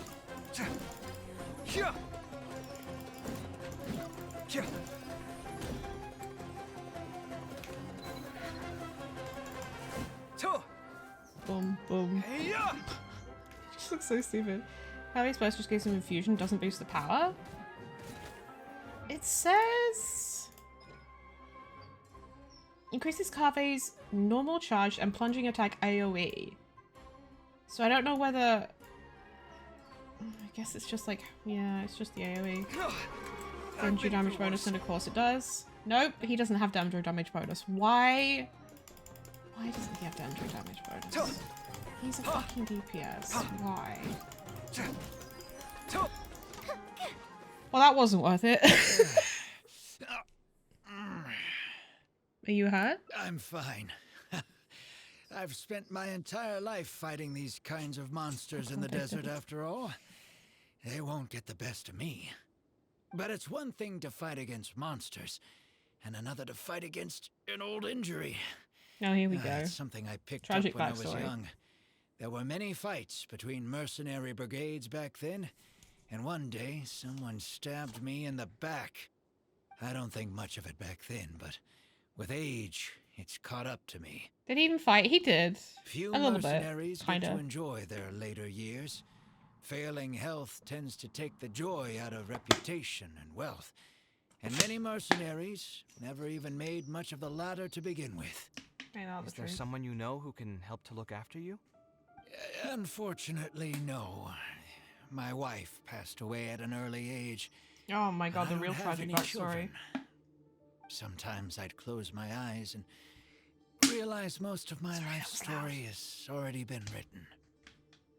I have many regrets about my past, but at the same time, I also know that there were never many options for me in the first place. I joined the Eremites when I was young, and won many battles with them. My survival was more a matter of luck than actual ability. If at all possible, I want future children of the desert to have some more options in life. I don't want them to turn out like me. My apologies. The older we get, the more we tend to ramble. Seems like we've already cleared out most of the monsters. Let's hurry over to Aru village. Maru walks into the distance as he talks. Kaveh is lost in thought as he observes the figure of the elderly man. What's on your mind? I think it's really admirable of him to spend his whole life savings on people he's never met. Maybe he's doing this out of natural kindness. A kindness that hasn't been eroded away by the struggles of his life. You're also that kind of person, which is why you're helping him. Perhaps. To clarify, though, I don't think I'm quite the same. Some people call me an idealist. I do have some sentiments of that general persuasion, such as wanting everyone to be able to lead a happy life. There are so many instances in this hangout where what is said in the voiceover is completely different to what is said in the text. Like, it does occasionally happen, and that's fine, but it's happened a lot in this hangout. I don't know why. They must have made a lot of changes. But my situation is more complex than that. In the beginning, what drove me to harbor those thoughts was less idealism and more a desire to make up for a sense of guilt. When I was young, I impulsively encouraged my father to take part in the first Inter-Darshan Championship, hosted by the Academia. He set off confidently hoping to win something for me, but failed to clinch the title. What's more, he fell into depression after the competition, and requested to join an investigative research project in the desert. I never saw him again. Word has it that he got caught in quicksand. Even if other factors may have contributed to his death, the fundamental cause still circles back to me. It's not your fault, I started doing many things in life because I wanted to make amends. Even in cases where I couldn't do something for a specific person, I still did whatever I could. I think I just wanted to make myself feel a little better.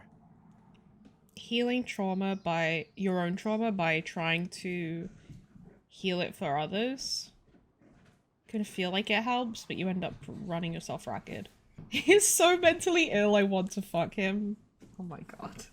And is that still how you feel? At this point, even I don't know. I've tried self-reflection, but it didn't help. I can't seem to walk away from many things that I see or hear about, even if they don't directly concern me. And I can't quite pinpoint the source of it. Maybe it's just like what those Vahumana scholars often say. It's hard for people to truly understand themselves.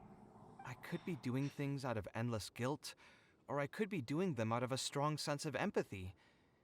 It could even just be a matter of conceit. The potential motivations could number in the dozens, but the actions they result in are the same. Anyway, I suppose I don't really mind being called an idealist. They also used that term to describe my father. It seemed to carry fewer connotations back when he was around.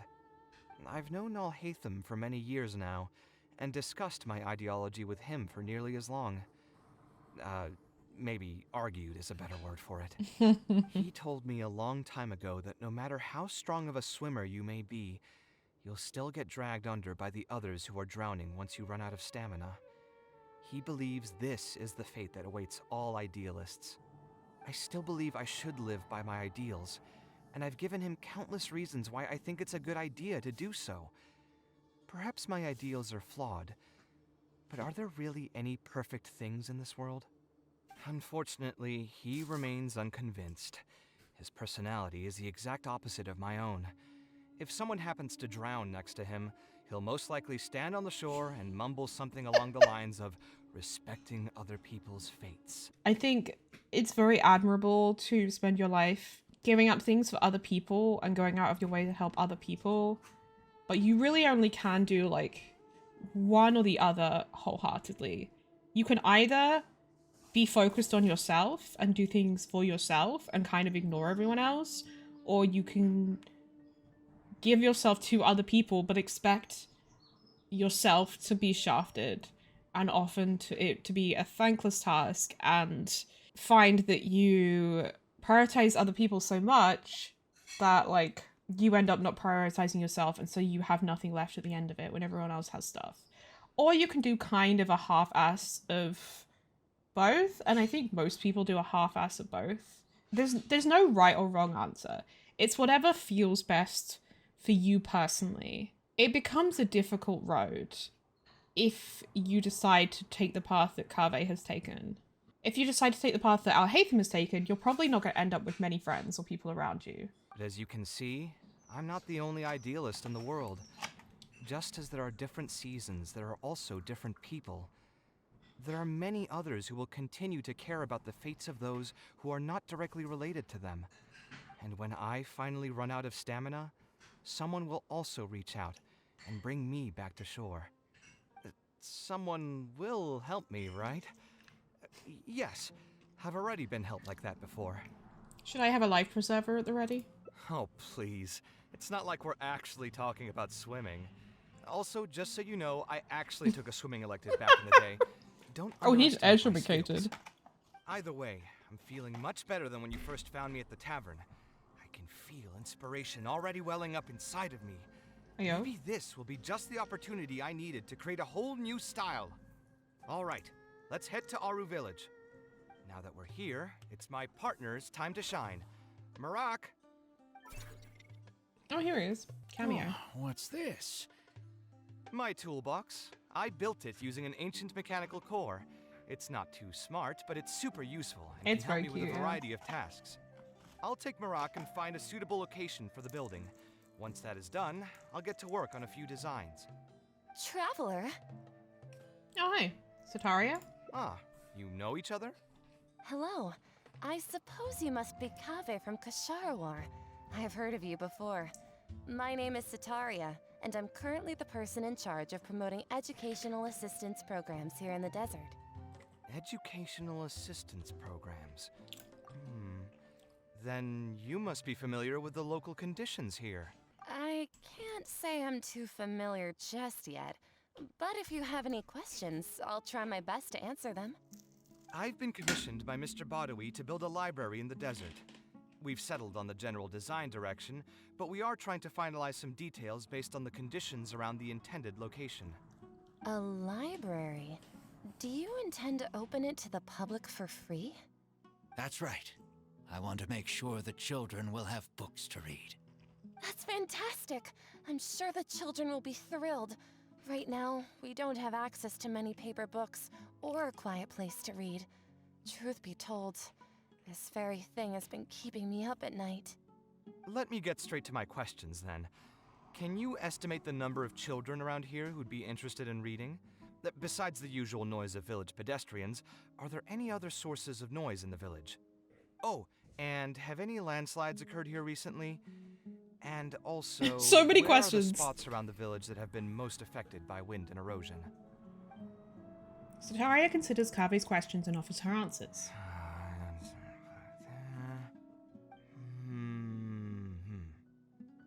All right, that should be everything.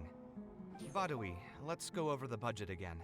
We'll keep the building structure the same, but make the place a little bigger, so it'll be able to hold more people and get better natural light. The parts of the project that cost the most will be the insulation and ventilation materials. I'm sure you understand, no one likes to read in a place that's hot and stuffy. I want to make significant changes to the arrangement of the bookshelves, tables, and chairs. I'll go over the specifics of that shortly. I have 2 plans in mind. Both are pretty minimalist in style, but will provide a very different ambiance from the world outside. Our final cost should be around 70% of the last figure I quoted. Look at you cutting costs. Should take around half a year to complete. Marak has produced a sketch for all of you to see. If everyone's okay with it, then we'll proceed with that as the formal plan. Look at him! Like, you could, like, damn, he is good at his job. Honestly, respect. I was not into Kaveh at all, but like seeing him work like that is kind of hot. You've got a new design plan already? The inspiration just came to me naturally. Aww. All I did was put thoughts to paper. I must give you credit though. If it weren't for your advice and suggestions, I probably wouldn't have landed on this new style so quickly. According to the traditions of my profession, I should probably name this style after you. Let's call it the Traveler style. In the meantime, let's look forward to the day when this building is completed and can finally open its doors. Aww. Cute. Blueprint for the future. Present suffering is nothing compared to granting hope for the future to others. Aww. So, Kaveh had a quarrel with the commissioner and then went to the tavern to get drunk. I honestly have no idea. No worries. It was just an offhand question. It's been bothering me for a while. Even when I'm awake, the question haunts me like a bad dream. I still haven't found a good answer to it. Or maybe it was never a correct answer in the first place. Damn. Oh, this one. How about looking into another career? A different career. I see. That's not a bad idea. I think I've heard a saying somewhere before. 80% of a working adult's woes are due to not having enough mora in the bank. 95. It's just a saying, of course, but even I will admit that my life would be a lot better if I could make additional mora. And if I want to make mora, I should finish that ridiculous commission. But I really can't find it in me to go back and talk to him right now. Hold on. I just remembered that I used to have a senior classmate by the name of Alkami. If memory serves me right, he's no longer taking private commissions, but he's still doing pretty well for himself. Maybe I'll be able to get some advice from him. Yeah, I should get on this right away. No more wine for me today. I'll grab the bill and be on my way. Just become a hero like Yoimiya, so true. Ah, Kaveh, it's you. It's been a while. What have you been up to recently? Yeah, it's been a long time, Alkami. Things haven't changed much for me. I'm still taking private commissions for all kinds of projects. I heard that you were the genius behind the Palace of Alcazar. I bet you're all set for Mora after a project of that size. Not exactly. Well, it's hard to make a profit from every project, you know. Hard to make a profit? You've got to be joking. I've never met an architect who didn't make a profit from a project. Yike. Unless the client fled before they paid the commission fee in full. But that doesn't sound right either. Doesn't Dory have a pretty decent reputation in our local business circles? I don't think she's ever been involved in any kind of big scandal. Yeah. Well, about that. I mean, it was complicated. I understand. Either way, doing one project after another sure gets exhausting over the years, huh? I've been there, so I can feel your pain. I mean, I obviously never had your reputation to live up to. That must have been stressful. But I'm sure we faced all the same problems. Trying to keep your client in a good mood while you're trying to stop them from micromanaging things they don't know the first thing about.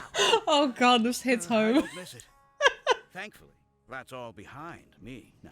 I feel like so much of Kave's Hangout is deeply relatable for anyone who's been self-employed, who's been a freelancer. Did you start a new career? Not exactly.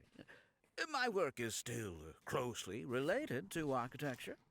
Judging from the look on your face, you're still strapped for Mora. That's quite unfortunate. You're the most artistically gifted graduate the Ksharawar Darshan has seen in decades. But it looks like you still have a lot to learn in terms of making Mora. You said you With broke, that bitch. said, us Ksharawar grads should still look out for each other. What if I told you about an idea that'll absolve you of This all sounds like a your scam. Mora troubles going forward? This sounds like a pyramid Serious? screen. But Screen? something like that has Scheme. got to be some kind of top-level business secret. Are you sure you can just share This something seems like a that pyramid with me? scheme. Besides, Or get I witch don't crick want to scheme. just take something like that without offering anything in return. I still have a little Mora. Or is there something that I can help you with? Oh, you're too kind. This is just a simple tip. Even if I didn't bring it up, I'm sure you'll hear it from the others sooner or later. It's a good thing The Sumeru idea is is known for its pyramids. I Oh, wait. recently opened up a training center with the goal of educating people in architecture design. Compared to the classes taught by those old fossils at the academia, my classes are more condensed and streamlined and will allow people to quickly get their foot in the door. Unlike the academia, I won't turn down anyone who's interested. This seems like a poor. scam. As long as someone wishes to learn more about architecture, I'll accept them into my training center. It just so happens that I'm still looking for a few more instructors. So, If you what do don't turn down poor people, then interested in like, coming over to give a few how are you lectures? funding it? Regardless of the pay, I can already guarantee that it'll be far more comfortable than working on random people's private commissions. Ah, so you want me to join you as an instructor? That does sound like something I'd be able to do. It sounds like a pretty stable job, too. What do you think, Traveler? I think you can give it a go. Then it's a deal. Yes, it's a deal. Thank you, Alkami. Like I said, there's no need to thank me for this. The lecture room is not far from here, so you can Sign just a contract come straight first, King. here tomorrow morning. As for the pay, how about we start at 300,000 Mora per lecture? 300,000? Are you serious? How could you offer so much? It would seem that you're still oblivious to your own economic worth. 300,000 is nothing. That's a compared lot to for the them, though. prestige of having the light of Ksharawar as one of my instructors. 300,000 is also just the base rate. Just trust me on this. The longer you stick with me, the more you'll come to understand your true value in the market. I have to go make some preparations now. See you tomorrow. Offering like 5 mil for a I was never TCG card. It was 1 particularly mil. close with Alkami when we were in school. Who would have thought that he'd be so nice and friendly? I've hosted Feel free sus. lectures before, but this would be my first time being hired to lecture for a formal business. 300,000 Mora per lecture. Whew. I'm so excited that I'm starting to get nervous. I'll join you for the lecture. Thanks so much. I think I will be able to relax a bit more with a friend in the audience. Now, what should I talk about tomorrow? Some lessons I've learned over the past few years? I should probably save those for later. For my first lecture, I should start by getting them more interested in the field. That's not a lot of time to prepare a Alright, whole lecture. Let's meet here again tomorrow morning. I should hurry home and create some kind of lesson plan. If I'm going to become an instructor, I should make sure I show up prepared. This feels so sus. I don't trust it. Oh. I didn't expect you two to get here so early. I was up last night preparing for the lecture, but I ended up getting so excited that I couldn't fall asleep. Here, I've prepared a lesson plan. Do you want to take a look? Lesson plan? I must commend you for your dedication. But the training center has already developed its own set of teaching materials. Instead of using your own plan, you can just use what we have here. Of course, you're always welcome to work in some of your own content to add some fun and flavor. Can I take a look at your materials? Sure. Be my guest. The materials cover a wide variety of architectural knowledge. At first glance, nothing appears to be amiss. It's almost time for the lecture to start. Feel free to head in and start the class whenever you're ready. Huh. So you've already developed your own set of teaching materials. Seems like I won't need the stuff I've prepared after poor all. Kaveh. Anyway, shouldn't be a problem. I'll just go ahead and use your materials. There's something else I want to ask, though. This isn't going to be a large class, is it? No need to stress. There are only 20 people in this class. There are 14 classes at my training center. Out of all of them, the first class has the best grades, so I've directed them to you. We'll see how well they take to your lectures. 20 people, huh? All right. I think I can handle that. Oh, and one last thing. In the interest of keeping a quiet learning space, only instructors and students are allowed in the classroom when class is in session. I'm sorry to say this, but your friend will have to wait outside while you teach the class. They couldn't be asked to create a whole indoor space for this and animate 20 student models. It's okay. I was thinking about taking a walk anyway. Sorry about that. I'll meet you at the door when the class is over then. Is Alkami really as nice as he seems? I should probably ask around a bit. Yeah, this just scammed me. Hey there. Can I help you? Do you know a man by the name of Alkami? Oh, Alkami? You mean that rich guy who's been making quite the name for himself? Yeah, he commissioned a set of furniture from me a while back. Paid a great deal of mora for it, too. I heard he earned a fortune working as a renowned architect. Now he's opened a training center so others can follow in his footsteps. If the tuition wasn't sky high, I'd enroll my child in a heartbeat. Architecture really sounds like a lucrative profession. So, let me get this straight. Alkami said that it was accessible to anyone, rich or poor. But how the fuck are the poor supposed to pay for it? I knew it. I was like, how has he got all that money to pay kaveh if it's for rich or poor people? Did you hear? Alkami recruited Kaveh to be an instructor. I bet that'll boost his enrollment numbers. Really makes you jealous, eh? If you think about it, Alkami was never that talented himself as an architect. If we're just talking about professional skill, no one would pay for a class with him. Damn. That's true, but you've got to admit, his advertisements are really effective. After all, the academia only admits those that can pass its entrance exam, so only a few people could hope to study architecture in the halls of the Kasharwar. For those who can't pass the exam, or who just want to jump straight into the industry, the training center is the best bang for the mora. Man, to have that kind of business acumen. I mean, it makes sense. I like the idea, I don't know if it's... Before long, Kaveh's class is over. All right, everyone. There's no need to be nervous. Class is over, so we can just chat for a bit. I shouldn't have lost my temper during the lecture. Did I scare anybody? No, you weren't scary at all, Mr. Kaveh. We were just a bit lost and didn't get what you were talking about. Did something happen, Kaveh? Oh, don't get me started.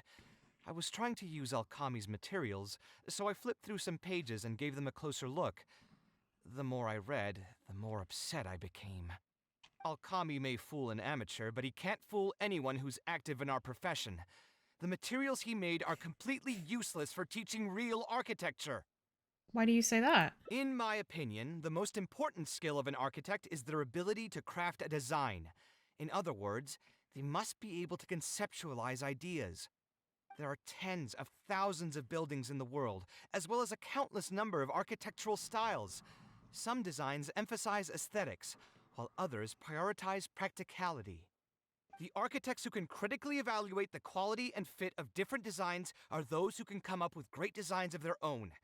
But you won't get any of that from the teaching materials they're using here. All these students are doing in class is rote memorization of existing designs.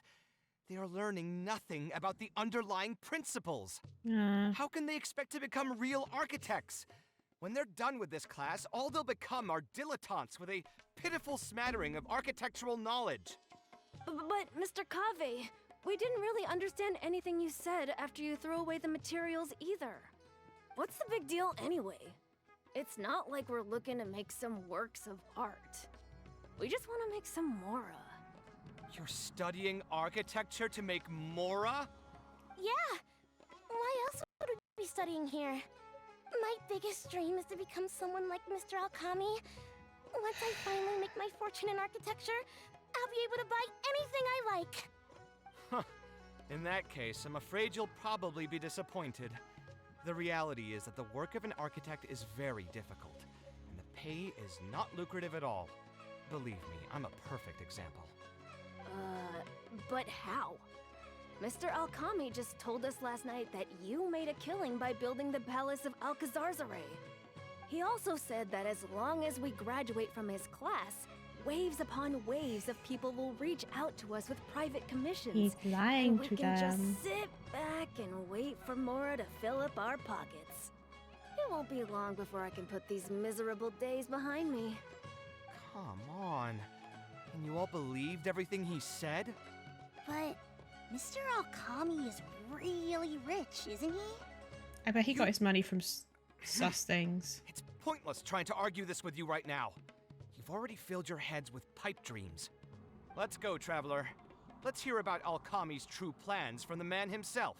Mr. Kaveh looked really angry. Who cares about him? Maybe he's just worried that we'll take all of his commissions once we finally graduate. I don't think that's the case. But that can't be it, right? Mr. Kaveh is super famous.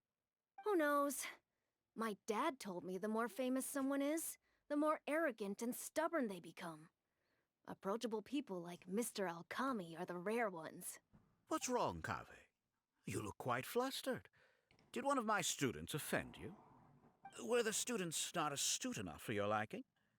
I must implore you to go a bit easier on them.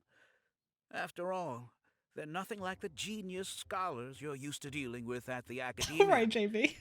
We don't need to strive for perfect understanding. As long as some knowledge has been passed on, that's good enough. Yeah, I'm mad at them. But I'm even more upset that you're scamming people under the guise of teaching them about architecture. The students are all here hoping for a quick way to make money, but we both know that an architect's life is hard and exhausting. Just a little while ago, I was toiling over the 6th draft of a design for a client. If your client is unhappy, you can't break ground, and the longer a project goes, the longer it takes for you to get paid in full. What's worse, if your client disappears in the middle of a project, good luck getting anything from them ever again. You know all of this just as well as I do. Why lie to them? Look, Kaveh, you may be the light of Ksharawar, but like I said, you still have a lot to learn about making mora. He's yelling because he's upset, Jack. Hope this helps. But it's a fact that in today's Sumeru, architecture is a terrible profession. Our clients care very little for the effort we pour into our designs. Instead of appreciating us, they spend all their time nitpicking details and demanding changes, often forcing all kinds of ridiculous ideas onto us. I suppose that's more or less true. Go on. Why should we cling on to a profession that's difficult and unrewarding? If the field is dying, then a person who still wants to make a good living will just have to change their strategy. If it's near impossible to make money as an architect, then why not just establish a training center and train other people to become architects in our stead? Wait, how does that make any sense? Aren't you just leading them into the same trap? Yep. We are already stuck, my friend.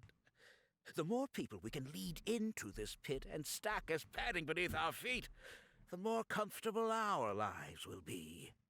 Damn, this guy sucks. So, instead of making money from architecture, you made your money from your students? That's right. Making money as an architect is a slow and agonizing process.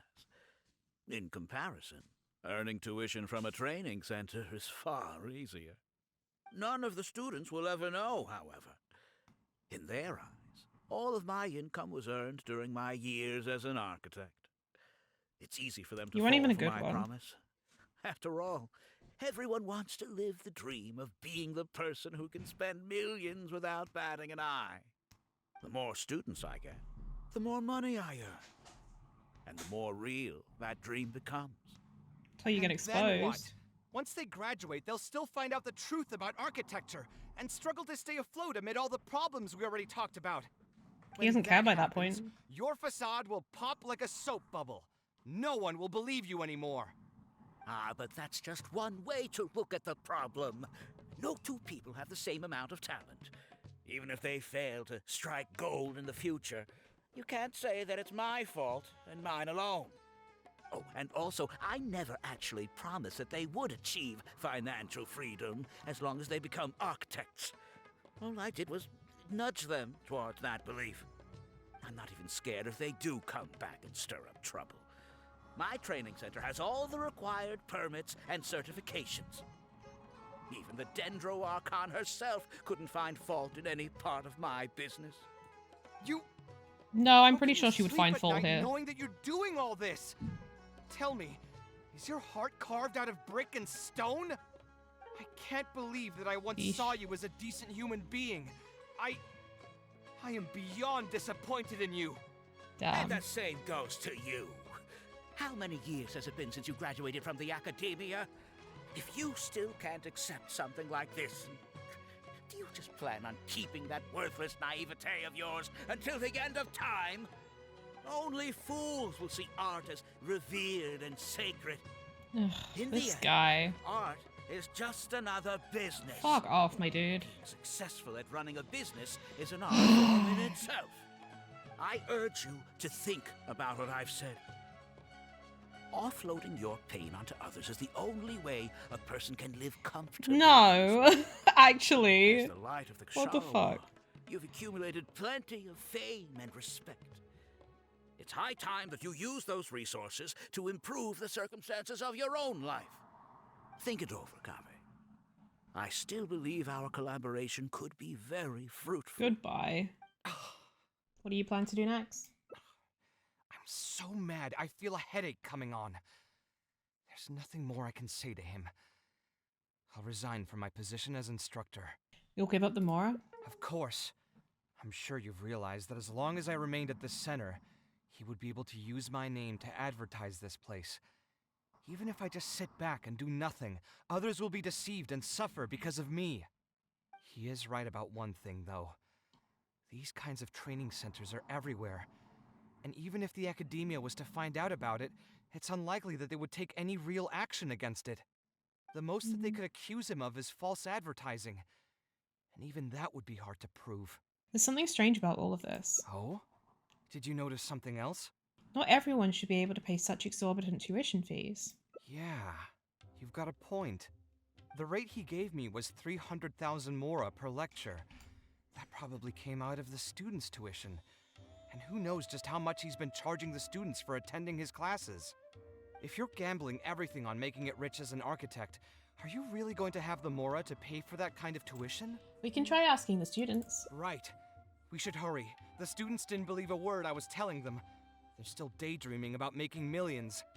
We're never going to get any information from them again if we let Alkami talk to them first. Let's move now before he's had the chance to react. Oh, Hi, Mr. Kay. Kaveh? What are you doing back here? How are you? Class finished a while ago, but you're still here. Why haven't you gone home? I wanted to stay for a little longer. I'm still thinking about everything you taught during the class. Even though a lot of it went right over my head, I still thought the houses you drew were really pretty. Of course they were. All the examples I drew were world-famous landmarks. Each one was the magnum opus of a celebrated architect. It's a good thing that you could recognize them for their beauty. The accumulation of knowledge is the first step to artistic expression. Instead of rote memorization, you should try to relate and to understand, and after that, try to resonate with the work. Resonate? Yes. When I first got into architecture, There were many things about it that I couldn't understand at all. I would find a building to be beautiful, but have no idea what made it so good. And for most people, just being able to admire a building is enough. To become a good architect, however, you must also learn to assess and appraise. Going from admiration to assessment will take a lot of time and specialized knowledge, and I'm afraid that some superficial speed training won't be enough to take you there. Just as I thought. Becoming an architect won't be as easy as Mr. Alkami made it out to be, right? I'm sorry. I'm not trying to crush your dreams. All I want to tell you is that an architect's life is not as carefree and easy as others may make it out to be. I understand. Thank you for telling me the truth, Mr. Kaveh. I think I'll still stay here for the time being, though, since my family still hasn't paid everything off. Paid off what? Sorry, I can't say anything more. Mr. Alkami made it very clear that anyone who talks about it will be kicked out of the class. Oh? Don't listen to him. I am the most famous architect in Sumeru. If he kicks you out, then I'll just take you in instead. Damn, Paula. Really? Why would I pull your leg?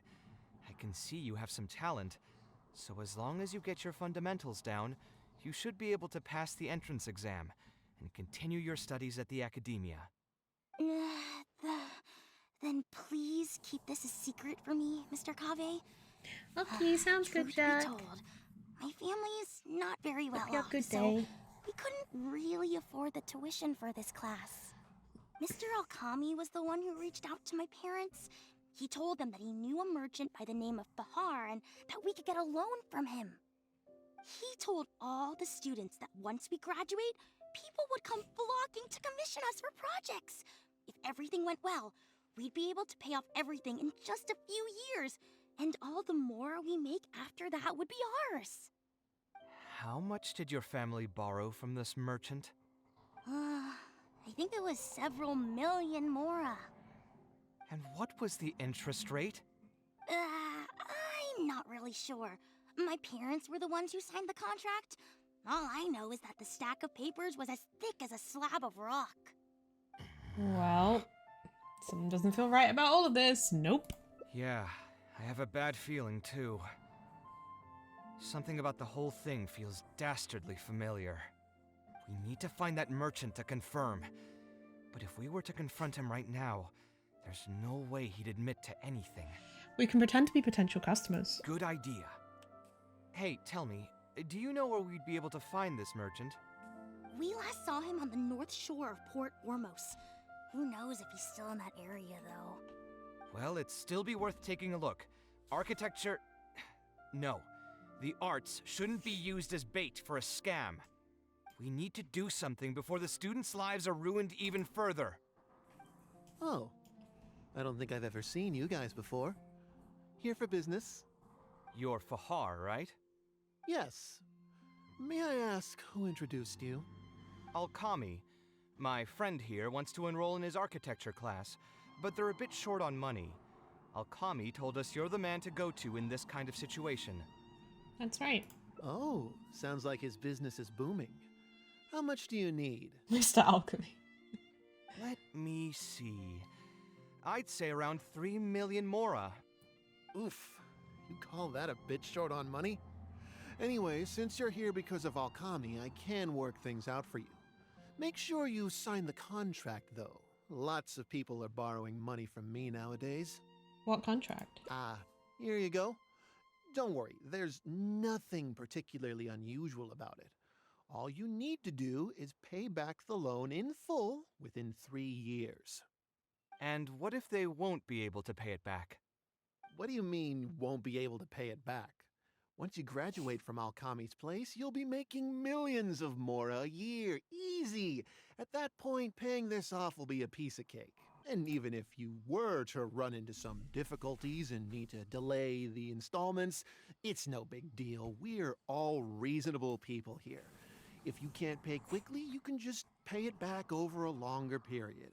All that would change is your interest rates would get a little higher. It's hard work running a business. If we're taking risks to supply you with Mora, it's only fair that you take on a bit of the financial risk as well. Something tells me they're in fact not reasonable there's no people here, point yeah. in tying yourself in knots over the contract. With the way you're reading every single line, it's like you're worried you're about to get scammed out of your whole life savings. Why would I lie to you? Tons of students at Alkami's place have signed the contract. Aren't they all doing pretty well for themselves? None of them have graduated yet. I just did some calculations in my head. When you say the interest will get a little higher, do you mean it'll get higher than 30%? Of course, the contract did he's a great math job of guy. trying to obfuscate that fact. It only listed the amount that you'll have to repay every day, which gives the false impression that the amount hasn't actually increased by all that much. If you actually do the math, however, it's clear that the amount you need to pay on interest alone will amount to hundreds of thousands of mora per year. Most people can't even make that much mora in a year. Your greed really knows no bounds. Even my creditor doesn't dare to raise rates that high. Once a family's signed on to a scheme like this, there's no getting out. What are you trying to say, huh? The Matcha will happily answer that question. I figured something was off when two well-dressed people came looking for a loan. Think you got the better of me? Too many people are sticking their noses where they don't belong these days. Just decide to like Harvey Luckily start for doing me, math, though, please. This is a pretty secluded spot. Hey, come out and teach these guys a lesson. Eremites? I've already fought off more than my fair share of them when I was working in the desert. There are only a few of them, so they shouldn't pose much of a threat. Marak, you're up. You like having more now? Valid. Oh, wow. Whatever will I do?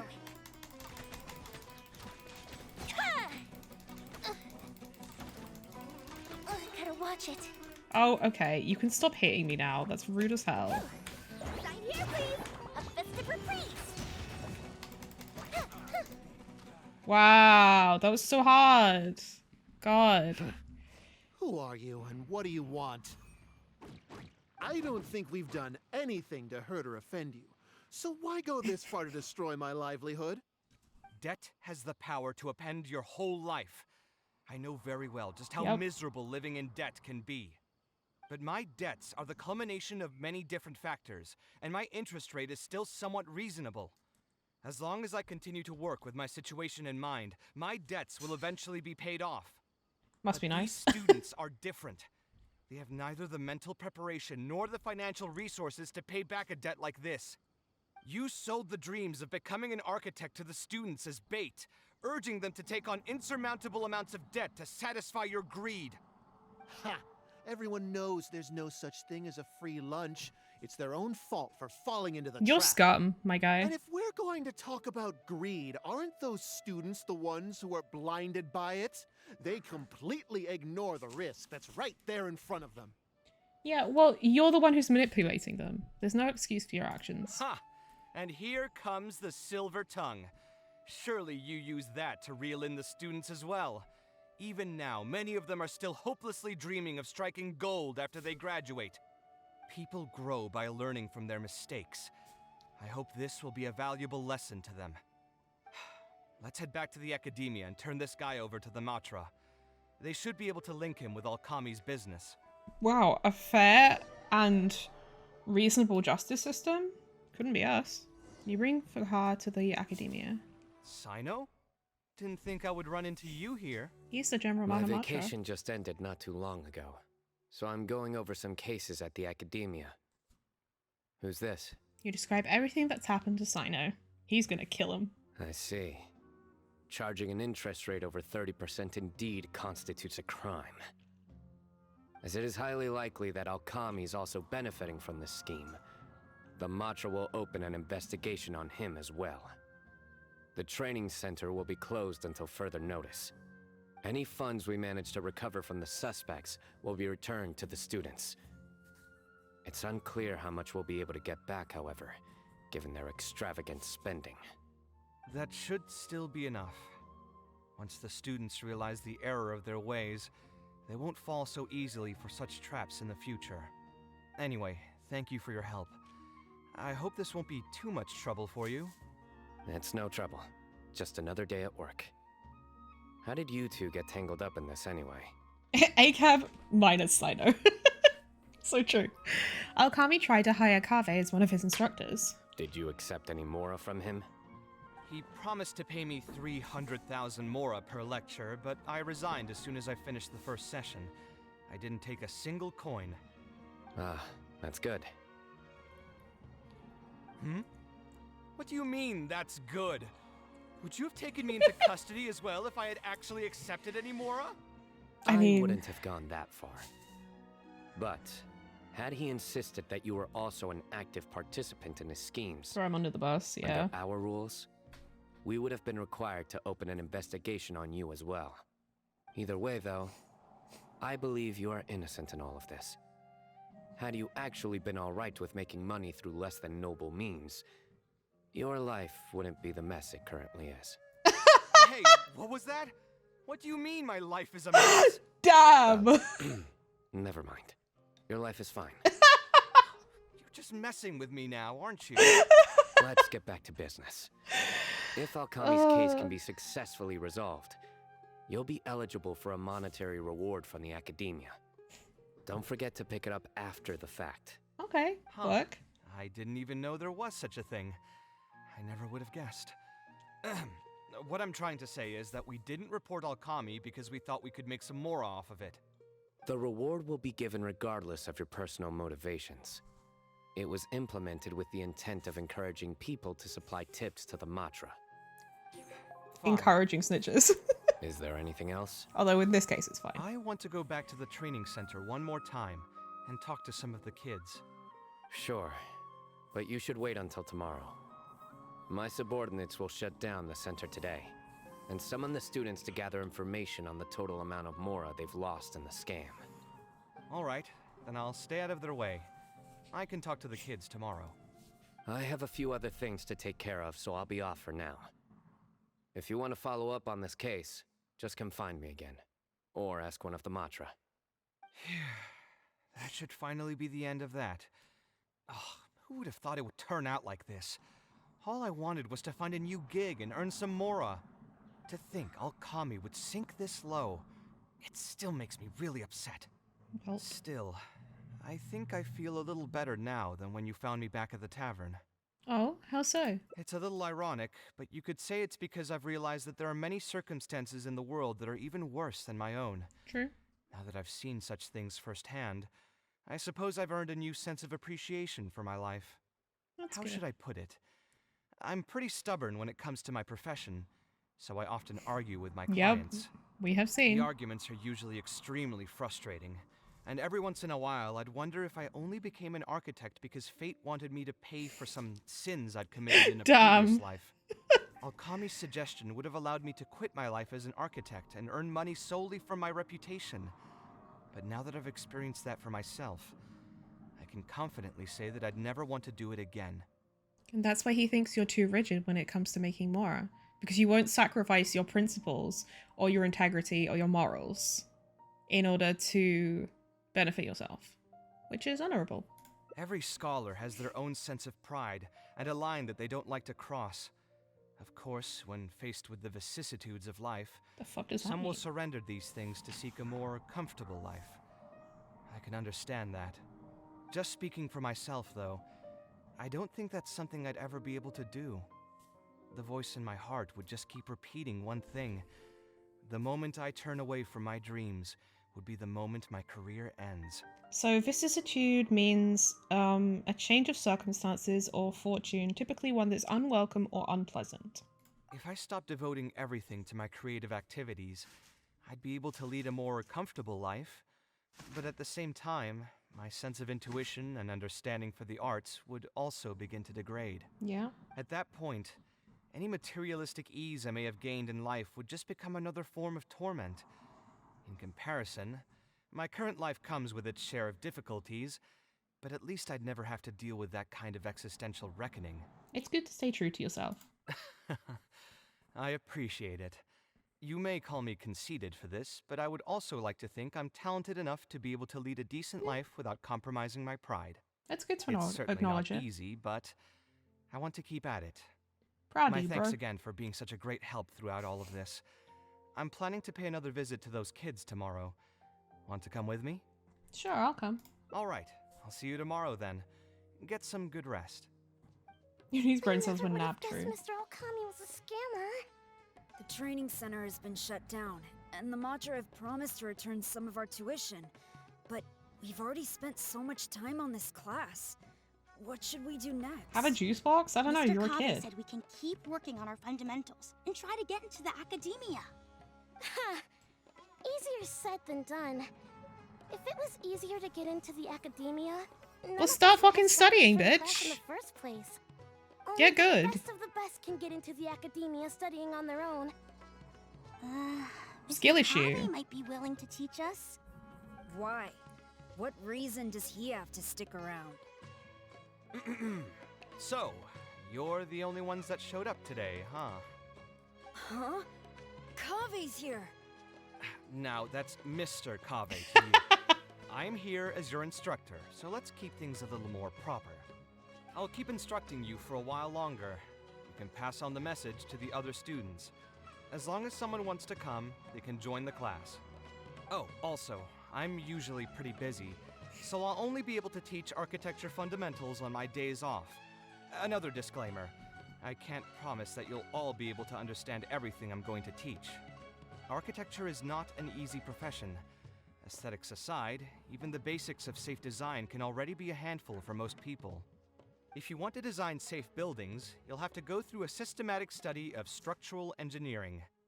And just as a heads up, all of this will be a huge step up from the superficial stuff you were learning before. It'll take both talent and perseverance to get through the course.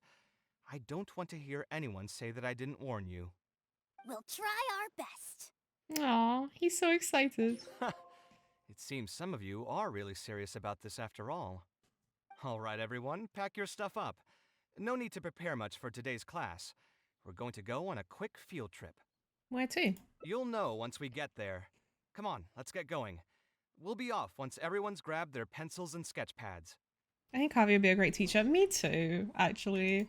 I would love to see him actually have his own, like, training center that's perfectly, like, legitimate and not a scam. He'd have the perfect, like, disposition for that. Damn, now I'm feeling affection for this fucking set of pixels.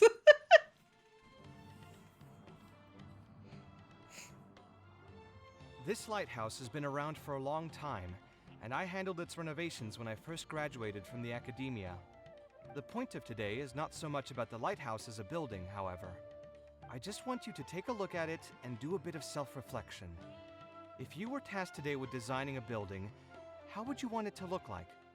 Don't think about how you'd actually go about building it for now. Just put your ideas to paper and draw the prettiest building that comes to your mind. So, it can be, any kind of building? Yep, as long as you think it'd look good. It doesn't even necessarily have to be a building.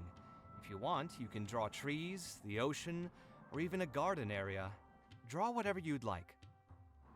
So he's trying to get them to develop a sense of aesthetics and creative style and reflect on what attracts them, what is beautiful to their own eye, so that they can then try to channel that into their own work. What's the point of this exercise? In my experience, it's best to approach the study of architecture from a point of personal interest, what is that? Rather than for the sake of a career. Both the study and practice of architectural design are extremely difficult. A person who's forced to work on projects that they don't resonate with will only struggle and suffer. So at least for today, I hope the students will be able to create something that they enjoy. There's no need to think about it too hard. They'll have plenty of time in the future to revisit the design and make changes. What do you think? Want to try your hand at it as well? Don't forget that this is a free class from Mr. Kaveh, the light of the Kasharwar. Okay, Kaveh. On a normal day, this would cost you 300,000 more. Please. Art and life. First class. Your ideal building is also your safe haven. Oh, I drew a teapot. Cute. Oh, wait. This kid drew like a... It looks like a rundown shack.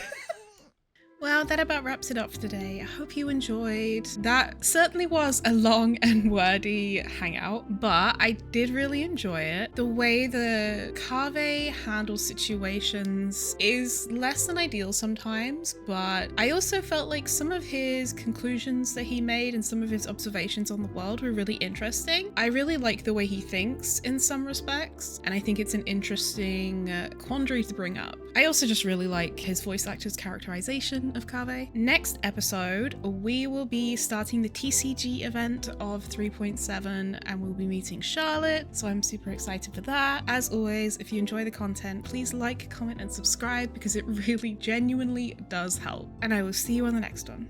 Bye!